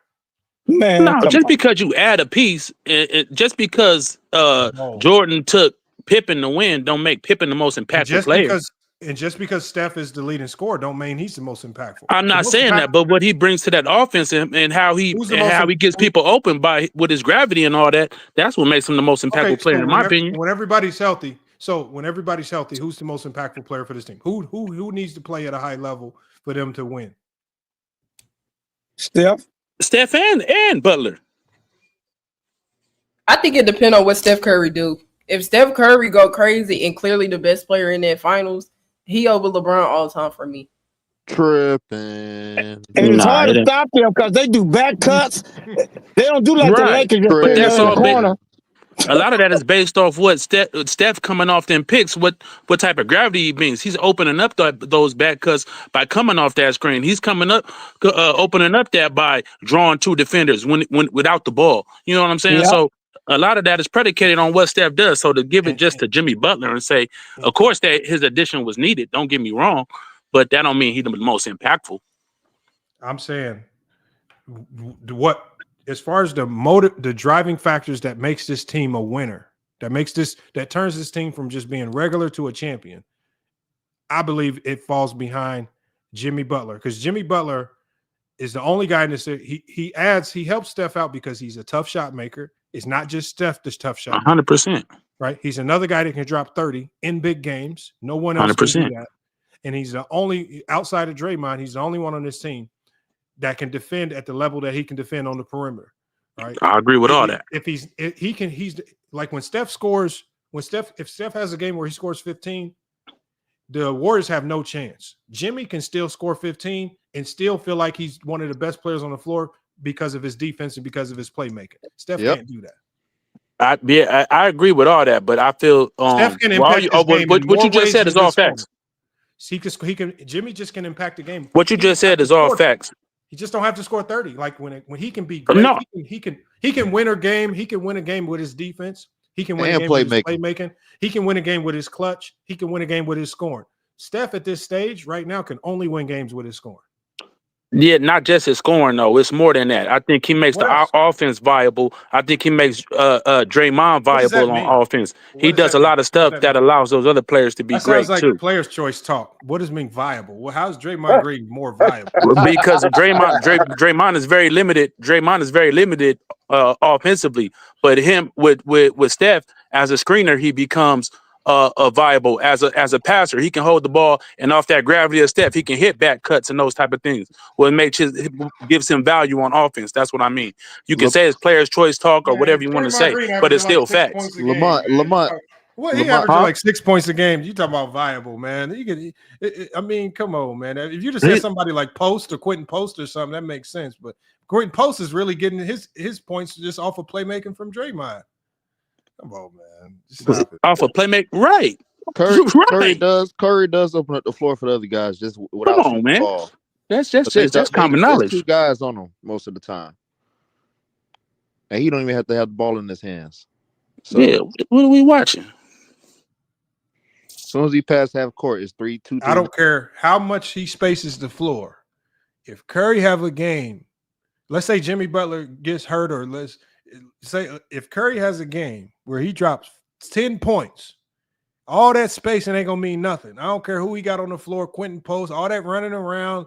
If he can't impact the game in other areas, they gonna lose. But that's not going to be Curry's fault, though, Lamont. It's not my fault that Draymond can't shoot consistently. All I'm saying is he can only impact the game at this stage in his career in one way, and that's with his scoring. He can impact the game. It's not just with his scoring, though. I guarantee you, if Draymond, everything that y'all talking about is offense. Y'all say, his offensive viability for Draymond. I mean, it's even though it's as obtuse and as weird. But that's more than scoring, though. No, listen to what I'm saying. Olo, listen to what I'm saying. All I'm saying is this: everything that y'all saying about Steph is all about one side of the basketball. What he can do to make Draymond score more points. What coach in their right mind really want the ball in Draymond's hand in a playoff game, and Steph ain't making shots, and we want Draymond to be more viable, so we dump the ball off to him late in the fourth? You're gonna look like a damn fool. Nobody said that. Nobody. What the hell? That's what you're saying. You're gonna look That like is not what I said. yesterday. Man, come on, man. That's what you like to do. Nobody said that. No, what I'm trying to explain to you is how I don't care how viable you make Draymond. If we need a bucket in the fourth and Steph ain't got it, I don't care how viable he is. I don't want the goddamn ball in Draymond's hand. I don't care if Steph give him 50 million wide open threes or layups or whatnot.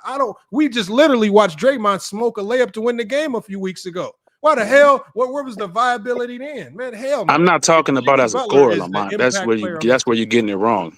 I never said Draymond as a scorer. So what? That's what I mean. What is offensive viability if it's not what I just explained? It's facilitating. It's making Draymond being able to be a facilitator in the offense. Great facilitator if Steph not without there, the viability. Draymond's always been a great facilitator. He don't need Draymond. He don't need Steph to be a great facilitator. You don't think so? Steph needs Draymond.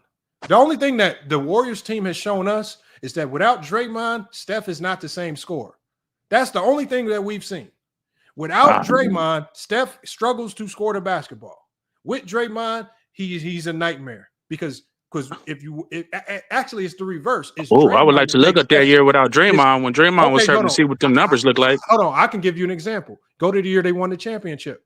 The year they won the championship when Draymond Green got hurt in January, right? The Warriors were number one in literally everything. Draymond Green gets hurt. They drop in offensive efficiency, every offensive rating. They dropped in points per game. They were 14-14. With Draymond, they were 29-7. Without Draymond, that's because of defense. What do we? Hold on. So who was the impact player for that team? Draymond is a huge impact. No, nobody's saying he's not though. Like game without him. So I'm saying it takes all of them together, brother. That's what I'm saying. So you saying this like, okay, Kobe without Paul Gasol, he's still great. You know what I'm saying? But Paul Gasol obviously makes that team better. I'm not. But now you're saying because Paul Gasol's out there to win a championship, Paul Gasol is the most impactful. No, he's not.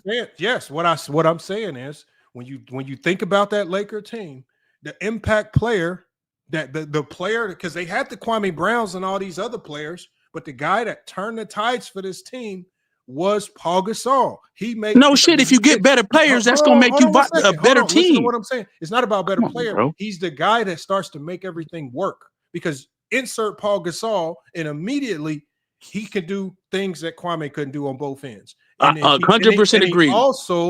He also makes the game easier for your star. 100% agreed. So, but that don't make him the most impactful. All I'm saying with Jimmy, but it don't have to be impactful to you. I'm just saying. Well, that's what you said, brother. Maybe impactful to you is the guy that scores the most points. I didn't say that. Okay, maybe the most impactful to you is the guy that has the most offensive viability, volatility. So who? matches Okay, you different tell me who was the most impactful player for the Lakers. I mean, look. If you want to look, you said it was Steph. I think it's Jimmy. Okay, we can go back and forth on it. That's cool. If you think it's offensive viability, I don't know what the hell that means. But Because last time I checked, Steph was winning without Jimmy Butler there. Steph was Steph. What were they winning without Jimmy Butler this year? I'm talking about in previous years. What were they winning without Jimmy Butler this year? Championships. Huh? No, this year. In previous years, championships.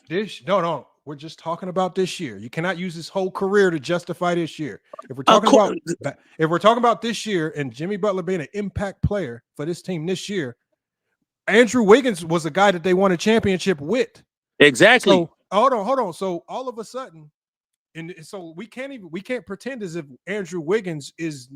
You making my point. So what I'm saying is you pull out a guy that's not impactful and you insert a guy. Once you insert Jimmy Butler, everything looks different. You just switching starters. Agreed. Jimmy Butler is very impactful. We both agree. Listen, hold on. Listen, think about what we're saying. They have Wiggins, a guy that they won a championship because their core is Draymond, Steph, and Andrew Wiggins. This core won a championship. But things start to fall apart and things aren't working right.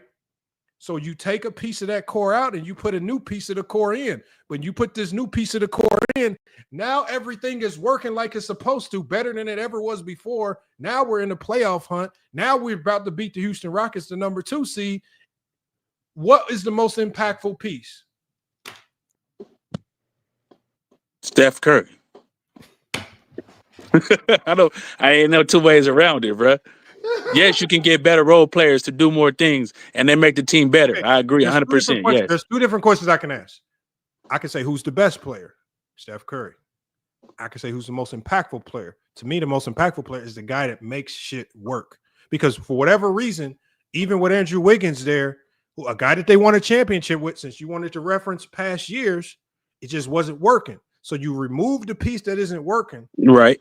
You insert the piece that you think will work. And when that piece works and it works better than it had worked before, well, the most important piece is now the piece that's starting to make shit function. So, okay, let me ask you this. Like you inserted Jordan or something. Like, no, let me ask you this. So if Steph Curry's at that there, that's a championship team. I'm not saying that's the best player. I'm talking about the most impactful player. You're conflating. So how do you measure it though? If he's not there, they're not a playoff team or a championship team either. You're conflating best player with most impactful. I'm not. You are, because you're usually the best player is the most impactful. That's not usually. No, it's not. Usually, not all the time. No, it's not. That has never been true. That's not true. Almost all championship teams, the best player is not the most impactful. It's always okay. Can you name those teams? Like, for example, like we can go to the 2000 Spurs. We talk about Tony Parker.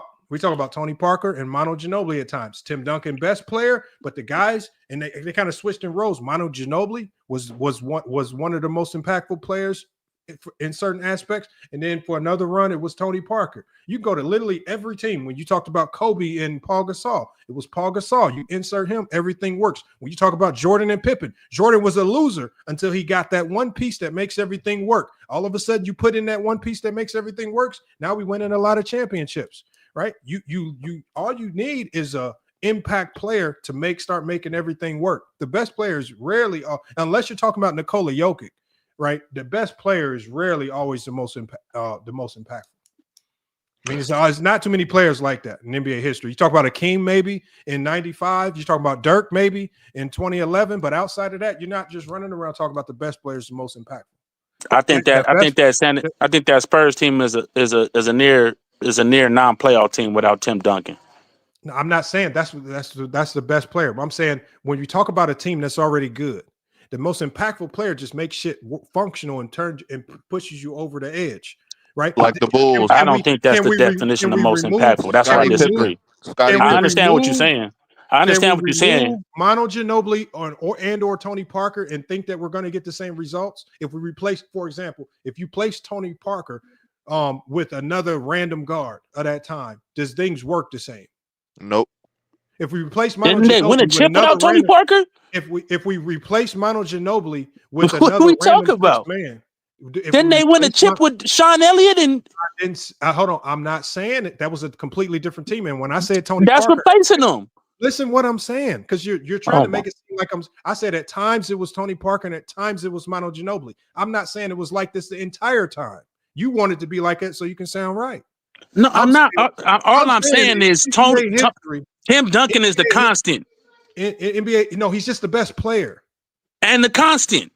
You can move other pieces around and still win You championships. cannot move no Manu. When Manu Ginobili was the best six man in the league at that time, there was no replacing what he could do. He was the guy that made shit work for that team. He took all the clutch shots at the end. He was one of their best scorers. So who made it work Without before he him- got there? So there was other players because it was a different team. Oh, okay. All right, bro. You got it, man. I ain't gonna keep Okay. going back and forth. I made my I'm point. saying, I think when you dumb basketball talk down and you just want to Here we go with the ad-homs because you disagree. Hold on. This is not towards you. I'm saying sometimes people have to dumb it down because they don't understand what certain roles are. I think a lot of times when I say impact player, because we want to give everything to Steph, Steph got to be. No, Steph's the best player. We give him his flowers for that. When we talk about impactful, what we saw what this team was looking like when their big three this year was Draymond, Wiggins, and Steph, they were not very good. When their big three, even with Steph being the best player, but that big three was not functioning. There was a piece out of that big three, even with Steph being as good as you proclaim he is, it was not working. They were looking like they were not a playoff team. There was a piece of that core that needed to be replaced immediately. They replaced it with Jimmy Butler, and as soon as he gets there, all of a sudden, everything starts working beautifully. That's impact. That's your impact. When you get there, I agree. winning happens. When you get there, Steph's a better version of himself. When you get there, Draymond's a better version of himself. When you get there, Quentin Post is now a much better version of himself. Your impact is making everything function like it should. You're helping Moody be a better defender. You're helping Draymond be a better defender. You're helping Steph be a better defender. I agree with all this. Impact. So all I'm saying is when I talk about the most impactful, I'm not talking about the best player. I'm talking about the engine. I'm talking about the engine to the car. So the most impactful role player. No, the most impactful. The guy that guy that just because most of the time, impact players are role players. So That's Wiggins what they was the are. most impactful back then? When they won the championship in 2022, Wiggins was the most impactful player. Yes. He was guarding the best players, and we replaced him. making shots, getting rebounds. I'm not Wiggins, they don't do shit. He took on all the toughest defensive assignments. I agree. Hella clutch buckets. He was one of their best defenders. He was the impact guy that made Yeah, that shit. and then And you Andre know what Iguodala was the most surprised impactful. And you know what surprised everybody about it is nobody thought that Wiggins had that in him because of what he did in Minnesota. No, I agree with that. I agree with that. I agree. Wiggins came and balled out. So then Andre Iguodala was the most impactful, and then maybe Wiggins, and now Jimmy Butler's the most impactful. Why do you think Iggy won Finals MVP? Finals MVP. Yep. Right. I'm saying that's cool. He's a That's role cool. player that came in and started making shit function better, and he got rewarded with a Finals MVP. Right. But we can Kawhi move all Leonard- them Kawhi pieces. Leonard We can move. 2014. Does that make him better than Steph? No. Of course not.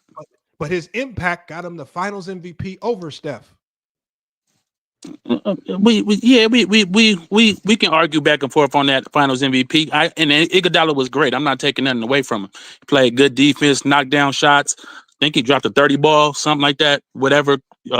Great numbers from three. That's all fine and dandy. But at the end of the day, Steph is the constant, and what he does for that team, to me, is the most impactful. If you want to say Wiggins and them do their job and or role players that do their job to a T and all those different things, but them guys can be replaced, them guys can be moved, as you see by Wiggins, as you see by Butler.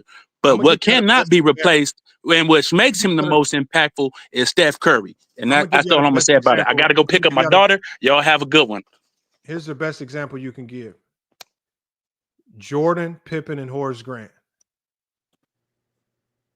See, what ultimately happens is y'all forget the value of that, especially that number 3 option. And when the Bulls lost that Horace Grant, and all Horace Grant did was switch sides. He went to the other team. The Bulls had another guy come in at that third option, another role player, but they lost that impact player. And that impact player, what did he do? He took his impact to another team, and he hit the Bulls with his impact, and he knocked Jordan and Pippen out the playoffs because they was missing that impact player. That's why the Bulls went and replaced him with Dennis Rodman. They went and got another guy that could be that glue guy to make shit work. This is why Jordan was running around searching, begging Jason Williams, sign with the Bulls, and they had to go get a Dennis Rodman. And as soon as they got Dennis Rodman, 72-10. It's not a very different team. If you think about it from the year before, when they had lost to Orlando, this is not a significantly different roster. All they did was plug in a piece, and all of a sudden 72-10 happens. That happens when you bring in high-level impact players, players that can make that makes your team function like it should. Horace Grant, glue guy, 3 chips. I don't see how it's that hard. I just think that this is one of the reasons why we give too many guys too much praise. And you got running around. This is one of the reasons why Scottie Pippen gets no love. Everybody wants to say Jordan was the impact player. Jordan was the best defender. Jordan was the best scorer. Jordan was the best playmaker. Jordan was literally the best everything if you let Jordan fans tell it. Even from a statistical standpoint, it'll tell you that how Scottie led the team in rebounds and assists and steals and blocks some of those series, all that. Y'all keep saying the main key, rebounds. If you don't get rebounds, you lose. Why you think we sitting at home now? Rebounds. And I will 100% agree with you on that. We ain't had no Rodman. I know you didn't have nobody. You did have one. You had a guy that would go fight for some rebounds. That was Jack. We had 3 of them, and we didn't bring them back. Well, 2 of them we didn't bring them back. No, I'm talking about because obviously you can't talk about the past and what you used to have. But if you look down that bench, the one thing Jackson Hayes showed me, he will be physical, he will fight for rebounds, and he will stop guys from making easy layups if he has to. And when you look at this Laker team, they had 0 toughness. They had none at all. Right? Because even Vandy at times was looking soft as hell. And he was letting guys get past him and everything. And it almost looked like you had a whole bunch of guys out there that didn't know they were. They walked into the series thinking, oh, this Minnesota.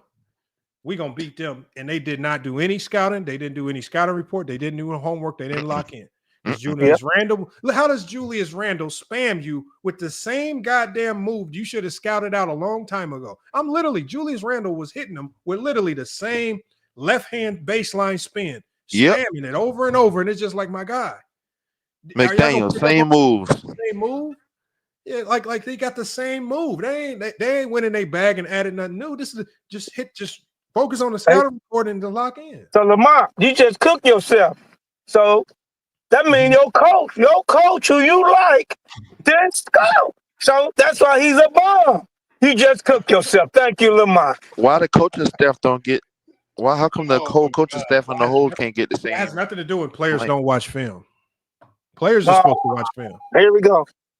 The coaches can't watch film for you. You got to watch it your damn self. Lamar's telling the truth on that point. Yep. You can't watch film for you. I mean, the film study is about you watching film. Especially if you know your matchups.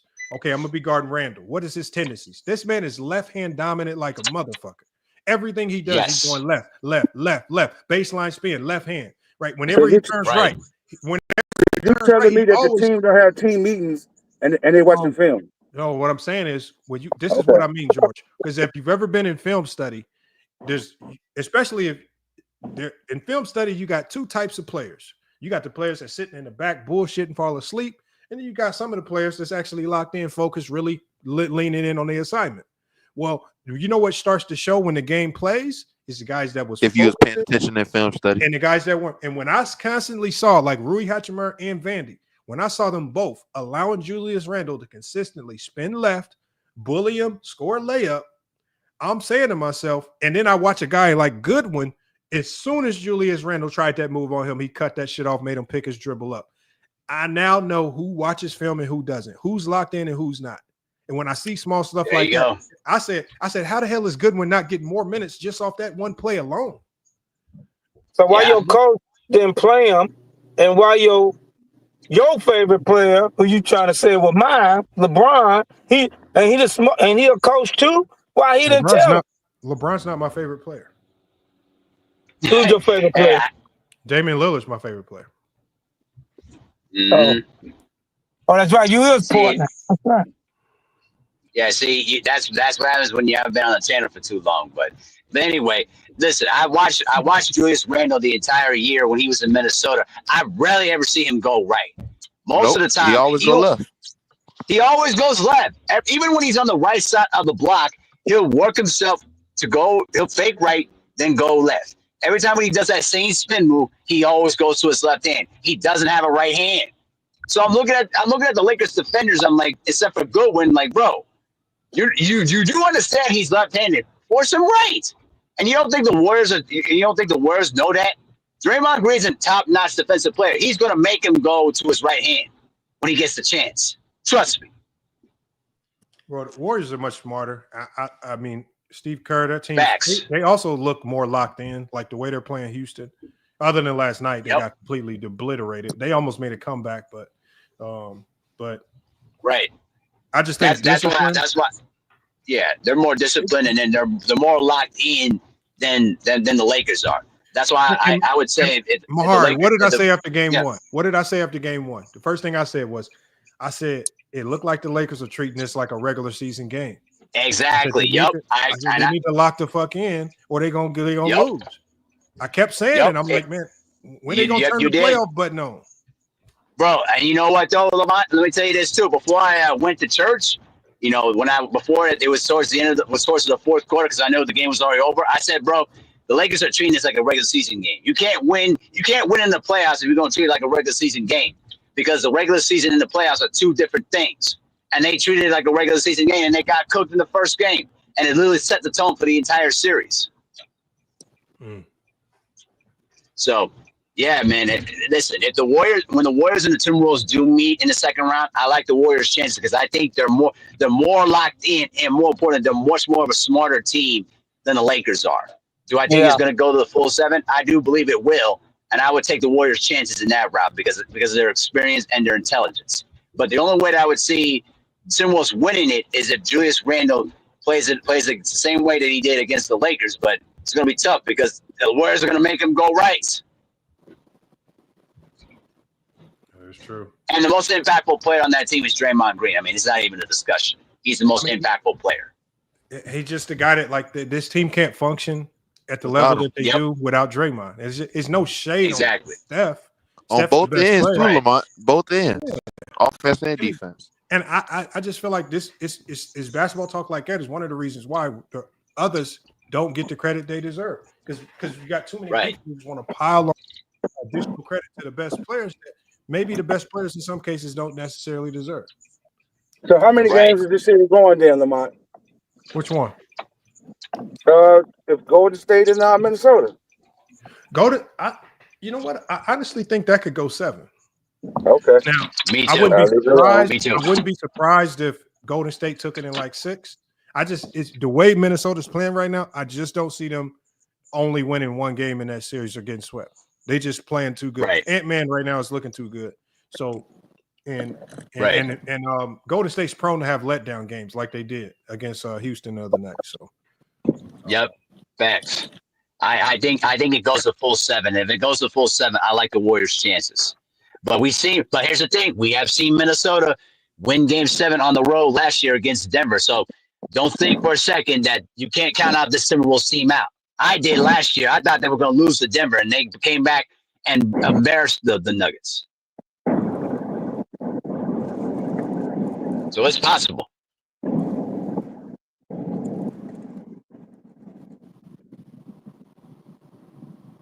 So yeah, as soon as Lamont will be back though, but yeah, I think that the series is going to go the full 7, everybody. So I think it's going to go in favor of the Warriors. I just think that it's going to be a very close series, but the Warriors will have one or two games that they're not going to show up and they're going to get blown out.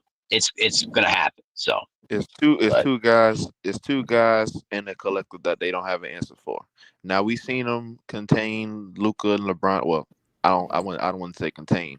We've seen them beat them in the series or whatever, but I'm saying that Curry and Butler, the duo Curry and Butler, I don't think they have an answer for that duo. I think they have bodies to throw at each of those guys, but they don't have an answer for those. They might not have an answer for Curry, but I think they can contain Butler. Yeah, they got bodies to throw at them, but like I don't Right. see.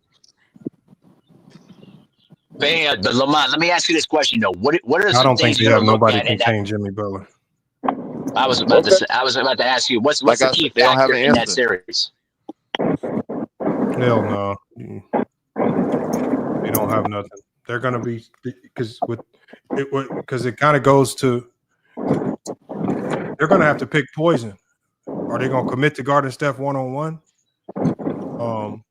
And Do that. And the Warriors split actions. If you watch Good the show, Warriors guys. offense, About to go to work. all right, man. Thank you, man. I'm in peace. Yep. And because the Warriors offense isn't predicated on people double teaming Steph. It's predicated on confusing the defense with split actions. They just make you make a ton of mistakes. All right. That's why Steph gets a lot of wide open threes. You don't really see him just draw a whole bunch of like natural double teams. So I just think that when you got a team scrambling all over the place and you have to keep talking through a million split actions, and I mean, I just don't see it. They're gonna bust them with that short roll too, Lamont. Well, they don't have. Well, I mean, I just don't see. I don't think the short roll is necessary because the Warriors don't pick and roll a lot. Like the short roll is for a double team out of a pick and roll. Right, So right, and they're gonna be throwing doubles at Curry. They might even throw a double. But the thing is, the Warriors don't pick and roll a lot. Like so, it's easy to double a guy off a pick and roll, but the Warriors don't run pick and roll. They run split actions. So the problem with split actions is if you send two with Steph on a split action, you're going to be giving up a wide open layup every time. So you can't do that because it's an off ball action. So that's why I say it gets real curious. I'm real curious to see what Minnesota's defensive approach is going to be, because you can't, like the double team, they kind of mitigate it with split actions. You can't double a split action. So, and Steph historically has lit Minnesota up. Bad. Oh yeah, he has. He's had some of his best performances against the Timberwolves historically. So they're gonna have to figure out something to try to slow him down. It's honestly, Lamont, it's gonna be take your poison type of series. Who's gonna go out? Because we've seen Jimmy Butler have his greatest performances in the playoffs. So it's kind of like pick your poison in this case. You know what I mean? But hey, I'm gonna go ahead and prepare for the Game 6 game between the Knicks and the Pistons, bro. That series has been intense, man, from start to finish, bro. Oh man, that's been. I live for the Pistons, man. Man, Pistons. That's man, why I really bro, think that series has been. the champion is coming What out. are of you the saying, East. Lamont? That's been the funnest series to watch. Pistons have been one of the funnest teams in the league to watch, if not the Right, and one of the best stories this year too. And tell Shaq to you need to start learning your basketball too with your dumbass. For real. Seriously, let me get this off. Let me get this off real quick. Tell that bald-headed fat motherfucker Shaquille O'Neal to start learning basketball and quit. And Charles Barkley. Both of them bombs. Thank you. They need to start learning basketball because they get paid millions of dollars to be analysts and they don't know nothing about basketball. They say Take those stuff two off for television. entertainment. And y'all be getting y'all knees. They lie all the time, bro. They Y'all lie. be getting y'all knees for them old bums. Y'all be getting y'all knees for them old niggas. Entertainment. Not according Don't to y'all. matter, Y'all bro. be I like, don't care. yeah, they know what they talking about. They know what they Why talking don't y'all about. take them seriously? Y'all, Right. Man, word is wild. Y'all take them Bro, seriously. What listen, you I'm mean? not interested about the I entertainment don't stuff. take I can go to nobody a comedy seriously. club. I don't Y'all take do be nobody taking. seriously. Lot of They on people do. I'm television. just saying. Y'all do be taking Shaq and Charles Barkley seriously. Television Stop is it. a form of Yeah, y'all do. entertainment. Y'all No take them matter serious. what era Listen, genre it is. George, And listen. also, That is yeah, crazy. go ahead, man. The reason why I know y'all niggas take them seriously Who is is because y'all? the old niggas, the reason why I know y'all take them seriously because when everybody was saying take that show off of TV, y'all said no, keep them on. They keep it real with this new generation. You Who soft said generation. that? Stop it. Man, And basketball also, gonna be played. and one more thing before I Basketball go. Stop gonna be hiding behind the played mask. whether they there or One more thing not. before I go. Can someone tell Shaquille O'Neal stop faking the fact that you had a beef with Dwight Howard for real? Quit last line, man. You had a beef with Dwight Howard because you were Oh, petty and man. jealous. Fuck That Shaq. is All right, man, I'm crazy. out. All right, Mari. But look, y'all, I'm about to shut this one down. Been live for about 3 hours, man. We've been cooking, man. Appreciate y'all pulling up. Appreciate you pulling up, George. I mean, like it's hard. I know it's hard for y'all to kill LeBron this year because of the way he played. You know, Did he I played come on much here better. saying anything about LeBron? I said JJ Redick.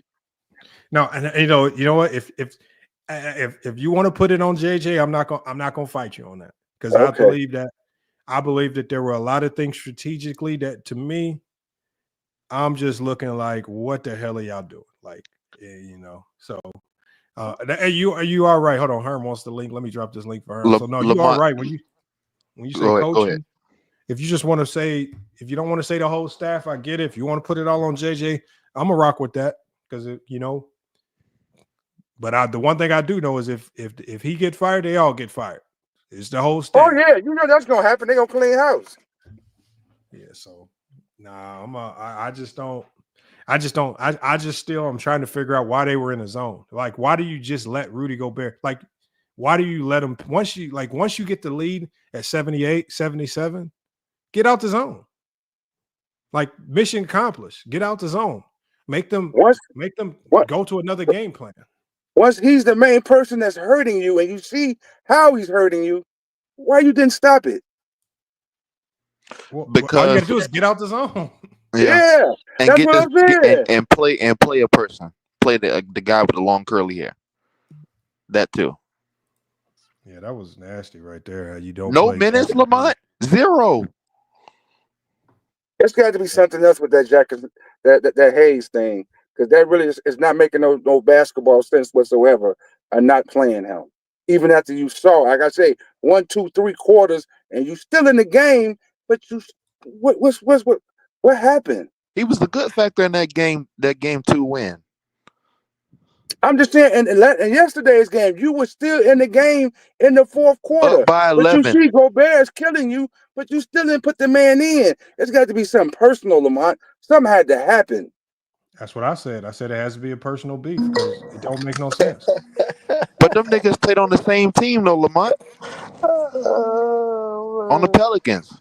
I don't know. Man, look, I can't figure it out. I don't know exactly why. I just know I thought Jackson Hayes should have been the solution, but maybe, I don't know. Maybe I'm wrong.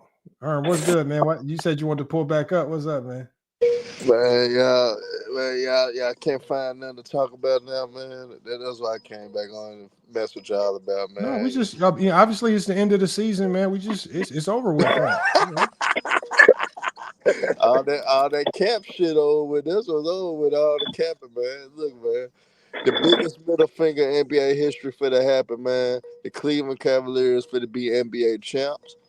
Y'all gonna hate it. It's gonna be great for the LeBron haters out there, and all you LeBron lovers gonna hate this season for real, man. Why would we hate Cleveland? Why would we hate the fact that Cleveland, if Cleveland won the championship? That's what I'm trying to figure out. Hold on. I thought the championship is coming out the East. But hold on. But wouldn't Laker fans want Cleveland to win? They on good terms with LeBron right now. Nah, standing ovation for Bronny and everything. That mean Dan Gilbert was right, man. That was the only fan base. Look, because you got to think about it like this. Dan Gilbert say we would win the championship without LeBron, man. That's what Dan Gilbert said, man. Look, and why do you think? But why do you think Lakers? Guess what? LeBron James. You make it sound like LeBron James want to smoke. LeBron James want to smoke with Stephen A. Smith, but he didn't want to smoke with a damn owner that said all the ignorant stuff that he said to him, but he wanted to smoke with Stephen A. But then on top of that, he helped the owner win a damn title too. So I mean, end of the day, man. But hold on, Herm didn't even want to smoke with Skip Bayless, man. I'm disappointed in LeBron James. The problem with all of that, Herm, is just so first you admit that he's a bad owner, and then when LeBron leaves the bad owner, you say that he didn't want to skip the. He didn't want to. Hold on, Herm. I'm just trying to. But his cabinet, I'm just trying to make sense of y'all logic. Step to Stephen A. Man, LeBron a hoe, man. He a hoe. Hold on, Herm. So I'm just trying to make sense of y'all logic. Niggas that cap form hoes too. Hold on, Herm. Let's make sense of your logic. The niggas that got to the head in. Herm, come on. Like, this is what Herm is saying, y'all. First of all, Herm is saying Dan Gilbert is a bad owner. LeBron left a bad owner, but LeBron was wrong for leaving a bad owner because he needs to stay and grind it out with his own team. But then after LeBron wins championships with his new team, decides to come back and make it right for the city, not for the owner, but he comes back to make it right for the city, right? His hometown where he grew up at. And then he brings them a championship, the only championship that they have in their history. Then he's wrong for that as well because he went back to a bad owner. I just think it sounds like, Herm, you just want to create scenarios in your brain where LeBron is wrong about everything. I don't get it. Like, y'all blame him for Take everything. it, Junior. And now Herm is saying that LeBron James fans are going to be mad if Cleveland wins it all. Why would Laker fans care? Like, what is that? Like, I think Laker fans only care if the Boston wins it. Yeah, like, that's the last time I checked. What Cleveland got to do it? He says, Lamont, they wanted LeBron to stay and keep losing. Yeah, that's what I'm saying. That you want LeBron to stay and keep losing. It's funny. He just admitted that it was a bad owner. And I don't get it, man. He didn't stick to the grind and stayed on that sorry Cleveland team. So I wish I could understand how they thinking is. I don't understand it, y'all. It's Dominique Wilkins. I promise y'all. But look, man, George, Olo, I'm about to shut this one down, man. Appreciate y'all pulling up, man. We're gonna be back live tomorrow. I'm gonna be back live. We got A Johnny tomorrow as well. Go James Kingdom. So we're just tuning in. Salute to Maria Knows Best. Salute to Maria. Make sure y'all go check her out on TikTok. I think it's Maria's Knows Best on TikTok. Make sure I go check her out on TikTok. And then when MJ creates his own channel, man, the Cap Room Confessions, man. Make sure you follow MJ when he creates his own channel, man. The Cap Room Confessions. LeBron James Laker content over there, man. But look out, FYF Sports, man. Another great podcast episode. We're gonna be back. He says, "Why you hate casino? Who hates casino?"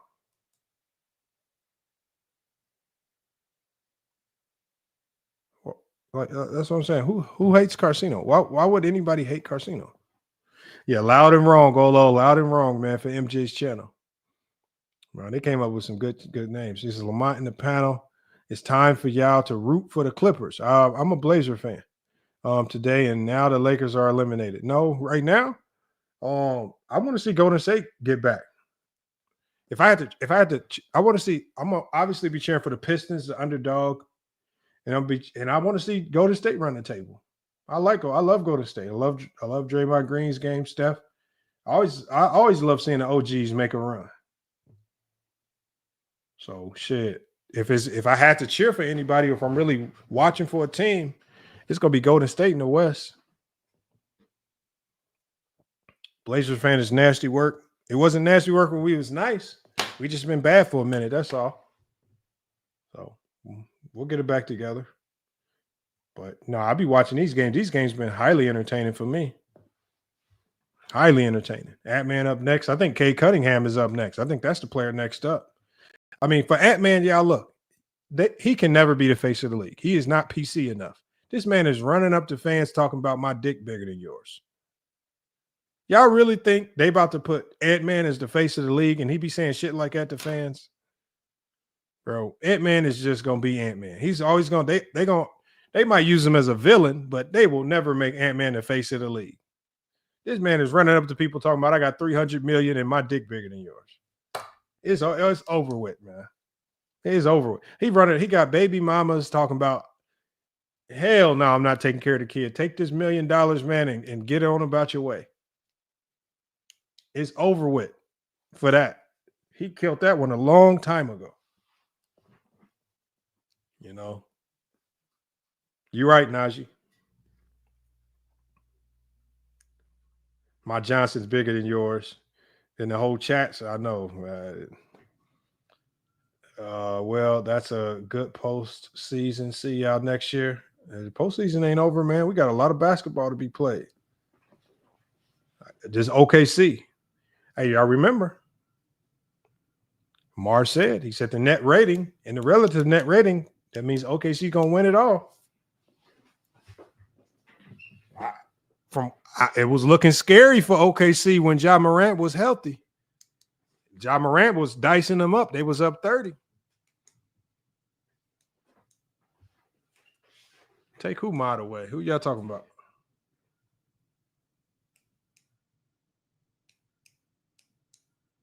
No, we're not taking no mods. But look, y'all, we're going to shut this one down. I appreciate y'all pulling up to FYF Sports. FYF Sports, another great podcast episode. We'll be back with more sports and news. But until then, man, it's FYF Sports. And we out.